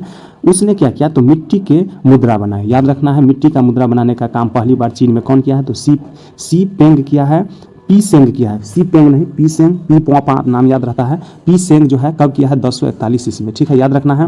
इसके बाद अगला क्वेश्चन देखिए, 13वीं शताब्दी के अंतिम में रोमन मिशनरी, कौन, रोमन मिशनरी और मार्को पोलो द्वारा ब्लॉक प्रिंटिंग के नमूने यूरोप पहुंचाया। तो यूरोप जो है ब्लॉक प्रिंटिंग का नमूना किसने पहुंचाया, तो ये हो जाएगा रोमन मिशनरी और हो जाएगा मार्को पोलो। कब है, 13वीं शताब्दी। 13वीं शताब्दी किसको कहेंगे, तो 1200 से लेकर 1299 तक को हम क्या बोलेंगे, 13वीं शताब्दी बोलेंगे। इसके बाद है चीन में संघई शहर जो है प्रिंटिंग संस्कृति का केंद्र बन गया। ठीक है, उस टाइम कौन बन गया, संघई कहाँ है, चीन का एक बहुत बड़ा शहर है, तो वहाँ क्या हो गया, प्रिंट संस्कृति का केंद्र बन गया है। इसके बाद इसमें अगला क्वेश्चन देखिए, कागज बनाने का कला की, देखिए कागज बनाने की कला 11वीं सदी में पूरब से यूरोप पहुंची। तो कहाँ से, तो पूरब से कहाँ पहुंची, तो यूरोप पहुंचा है। और 1336 ईस्वी में जो है प्रथम मिल की स्थापना कहाँ हुआ है, तो जर्मनी में हुआ है। तो याद रखना है, कागज बनाने का प्रथम मिल की स्थापना कहाँ हुआ है, जर्मनी में हुआ है। कब हुआ है, 1336 ईस्वी में। इसके बाद अगला क्वेश्चन देखिए, आरंभिक चीनी किताबें, पहला जो है चीनी किताबें जो छपा था, किताबें एकॉर्डियन शैली में बनाई जाती। तो पहले जो है चीन का किताब किस शैली में बनाया जाता है, तो एकॉर्डियन शैली में बनाया जाता था। अगला क्वेश्चन देखिए, छापाखाना का आविष्कार अगर पूछे किसने किया है, तो ये किया है गुटेनबर्ग ने। और कब किया है, 1448 से। याद रखना है, छापाखाना का आविष्कार किसने किया है, गुटेनबर्ग। और गुटेनबर्ग कहाँ का रहने वाले थे, तो जर्मनी का रहने वाले थे। और 1448 ईस्वी में जो है छापाखाना का आविष्कार कर दिया। अगला देखिए, गुटेनबर्ग जो है प्रेस में जो पहला पुस्तिका छपा, गुटेनबर्ग जो प्रेस लगाया था किताब छपने का, उसमें जो है पहला किताब छपा हुआ है ईसाई धर्म ग्रंथ, जिसको कहा जाता है बाइबिल नामक किताब छपा था। तो याद रखना है, गुटेनबर्ग द्वारा जो है पहला किताब छापा गया, बाइबिल छापा गया था। इसके बाद अगला क्वेश्चन देखिए, मार्टिन लूथर ने 1577 ईस्वी में 95वें स्थापनाई लिखी। याद रखना है, 95वें स्थापनाई किसका है, तो मार्टिन लूथर का है। और कब लिखी है, 1577 ईस्वी में। अगला पॉइंट देखिए, जापान में पहली किताब जो है 868 ईस्वी, याद रखना 868, देखो दोनों साइड 8 है, तो इस तरह से ध्यान रखना है। जापान में जो है पहली किताब 868 ईस्वी में छपी, जिसका नाम था डायमंड सूत्र। तो डायमंड सूत्र कहा गया किताब था, जापान का पहला किताब था जो 868 ईस्वी में छापा गया। इसके बाद अगला पॉइंट देखिए, 1753 में एदो को क्या कहेंगे, टोक्यो कहेंगे। एदो के कितागावा उतामारो, याद रखना है, 1753 में जो है एदो के कितागावा उतामारो ने एक नई चित्रकला शैली विकसित की, जिसका नाम था उकियो अथवा तैरती दुनिया। याद रखना है, उकियो अथवा तैरती दुनिया को जो है किसने विकसित किया है, तो ये होगा कितागावा उतामारो। कब किया है, 1753 ईस्वी में। इसके बाद अगला क्वेश्चन देखिए, वर्नाकुलर प्रेस्ट एक्ट जो है लॉर्ड लिटन ने लागू किया था। तो याद रखना, वर्नाकुलर प्रेस्ट एक्ट किसने लागू किया है, लॉर्ड लिटन। कब किया है, 1878 ईस्वी में। याद रखना है, कब किया, 1878 ईस्वी में किया है। इसके बाद अगला क्वेश्चन देखिए, चार्ल्स मेटकॉफ को भारतीय समाचार पत्रों का मुक्तिदाता कहा जाता है। तो भारत समाचार पत्र का मुक्तिदाता किसे कहा जाता है, चार्ल्स मेटकॉफ को कहा जाता है। ये अंग्रेज ऑफिसर था जो भारत में जो समाचार पत्र था उसमें जो है अच्छा से काम किया था, उसको बढ़ाने का काम किया था। इसके बाद अगला क्वेश्चन देखिए, सुरेंद्र नाथ टैगोर और मनमोहन घोष ने लंदन में इंडियन मिरर का प्रकाशन किया। तो इंडियन मिरर का जो प्रकाशन किसने किया है, तो एक आदमी का नाम है सुरेंद्र नाथ टैगोर और एक है मनमोहन घोष। दोनों जो है कहाँ किया है, तो लंदन में एक प्रकाशन शुरू किया है जिसका नाम है इंडियन मीरर। इसके बाद अगला क्वेश्चन देखिए 1821 ईस्वी में बंगाल में संवाद कुमुदी, याद रखना है संवाद कुमुदी जो है कहाँ से प्रकाशित हुआ था समाचार पत्र, तो ये हो जाएगा बंगाल में। कब? 1821 ईस्वी में। किसने इसके संस्थापक कौन थे? तो राजा राम मोहन राय। और 1822 ईस्वी में फारसी भाषा में प्रकाशित जो है मिरातुल समाचार पत्र प्रकाशित हुआ था। 1821 में संवाद कुमुदी बंगाली भाषा में और 1822 ईस्वी में फारसी भाषा में प्रकाशित हुआ था मिरातुल समाचार पत्र। और किसने प्रकाशित किया था? तो राजा राम मोहन राय ने। इसके बाद देखिए 1858 ईस्वी में ईश्वर चंद्र विद्यासागर ने जो है सोम प्रकाश का प्रकाशन किया है, जो कौन सा पत्रिका था? साप्ताहिक था। याद रखना है सोम प्रकाश का जो है प्रकाशन किसने किया है? तो ईश्वर चंद्र विद्यासागर। कब किया है? 1858 ईस्वी में। ये कैसा पत्रिका था? तो साप्ताहिक था। इसके बाद अगला क्वेश्चन देखिए मोतीलाल घोष के संपादन में जो है 1868 ईस्वी में से जो है अंग्रेजी बंगला साप्ताहिक के रूप में अमृत बाजार पत्रिका का प्रकाशन जो है प्रेस के इतिहास में महत्वपूर्ण स्थान रहा। तो याद रखना है अमृत बाजार पत्रिका जो है 1868 ईस्वी में किसने शुरू किया? मोतीलाल घोष के संपादन में शुरू हुआ, अंग्रेजी बंगला में था। यही प्रेस जो है अमृत बाजार पत्रिका जो है 1878 में जो है जब लीटर ने वर्नाकुलर प्रेस लाया था, तो ध्यान रखना है वर्नाकुलर प्रेस कब लाया है? तो 1878 ईस्वी में आया है। और इससे बचने के लिए जो है यह क्या किया? अमृत बाजार पत्रिका जो है रातों रात जो है अंग्रेजी में प्रकाशित होने लगा। याद रखना है अंग्रेजी में प्रकाशित होने लगा। कौन? रातों रात? तो अमृत बाजार पत्रिका। इसके बाद अगला क्वेश्चन देखिए धर्म विरोधी विचारों के प्रयास को रोकने के लिए रोमन चर्च ने जो है इक्विजिशन नामक संस्था का गठन किया। तो इक्विजिशन नामक संस्था का गठन किसने किया? तो रोमन चर्च ने किया। किसके लिए? तो धर्म विरोधी विचारों को के प्रसार को रोकने के लिए। इसके बाद अगला क्वेश्चन देखिए फ्रांसीसी उपन्यासकार जिसका नाम है लुई सेबेस्तिये मर्सिये। याद रखना है ये कहाँ का था? लुई सेबेस्तिये मर्सिये तो फ्रांसीसी उपन्यासकार था।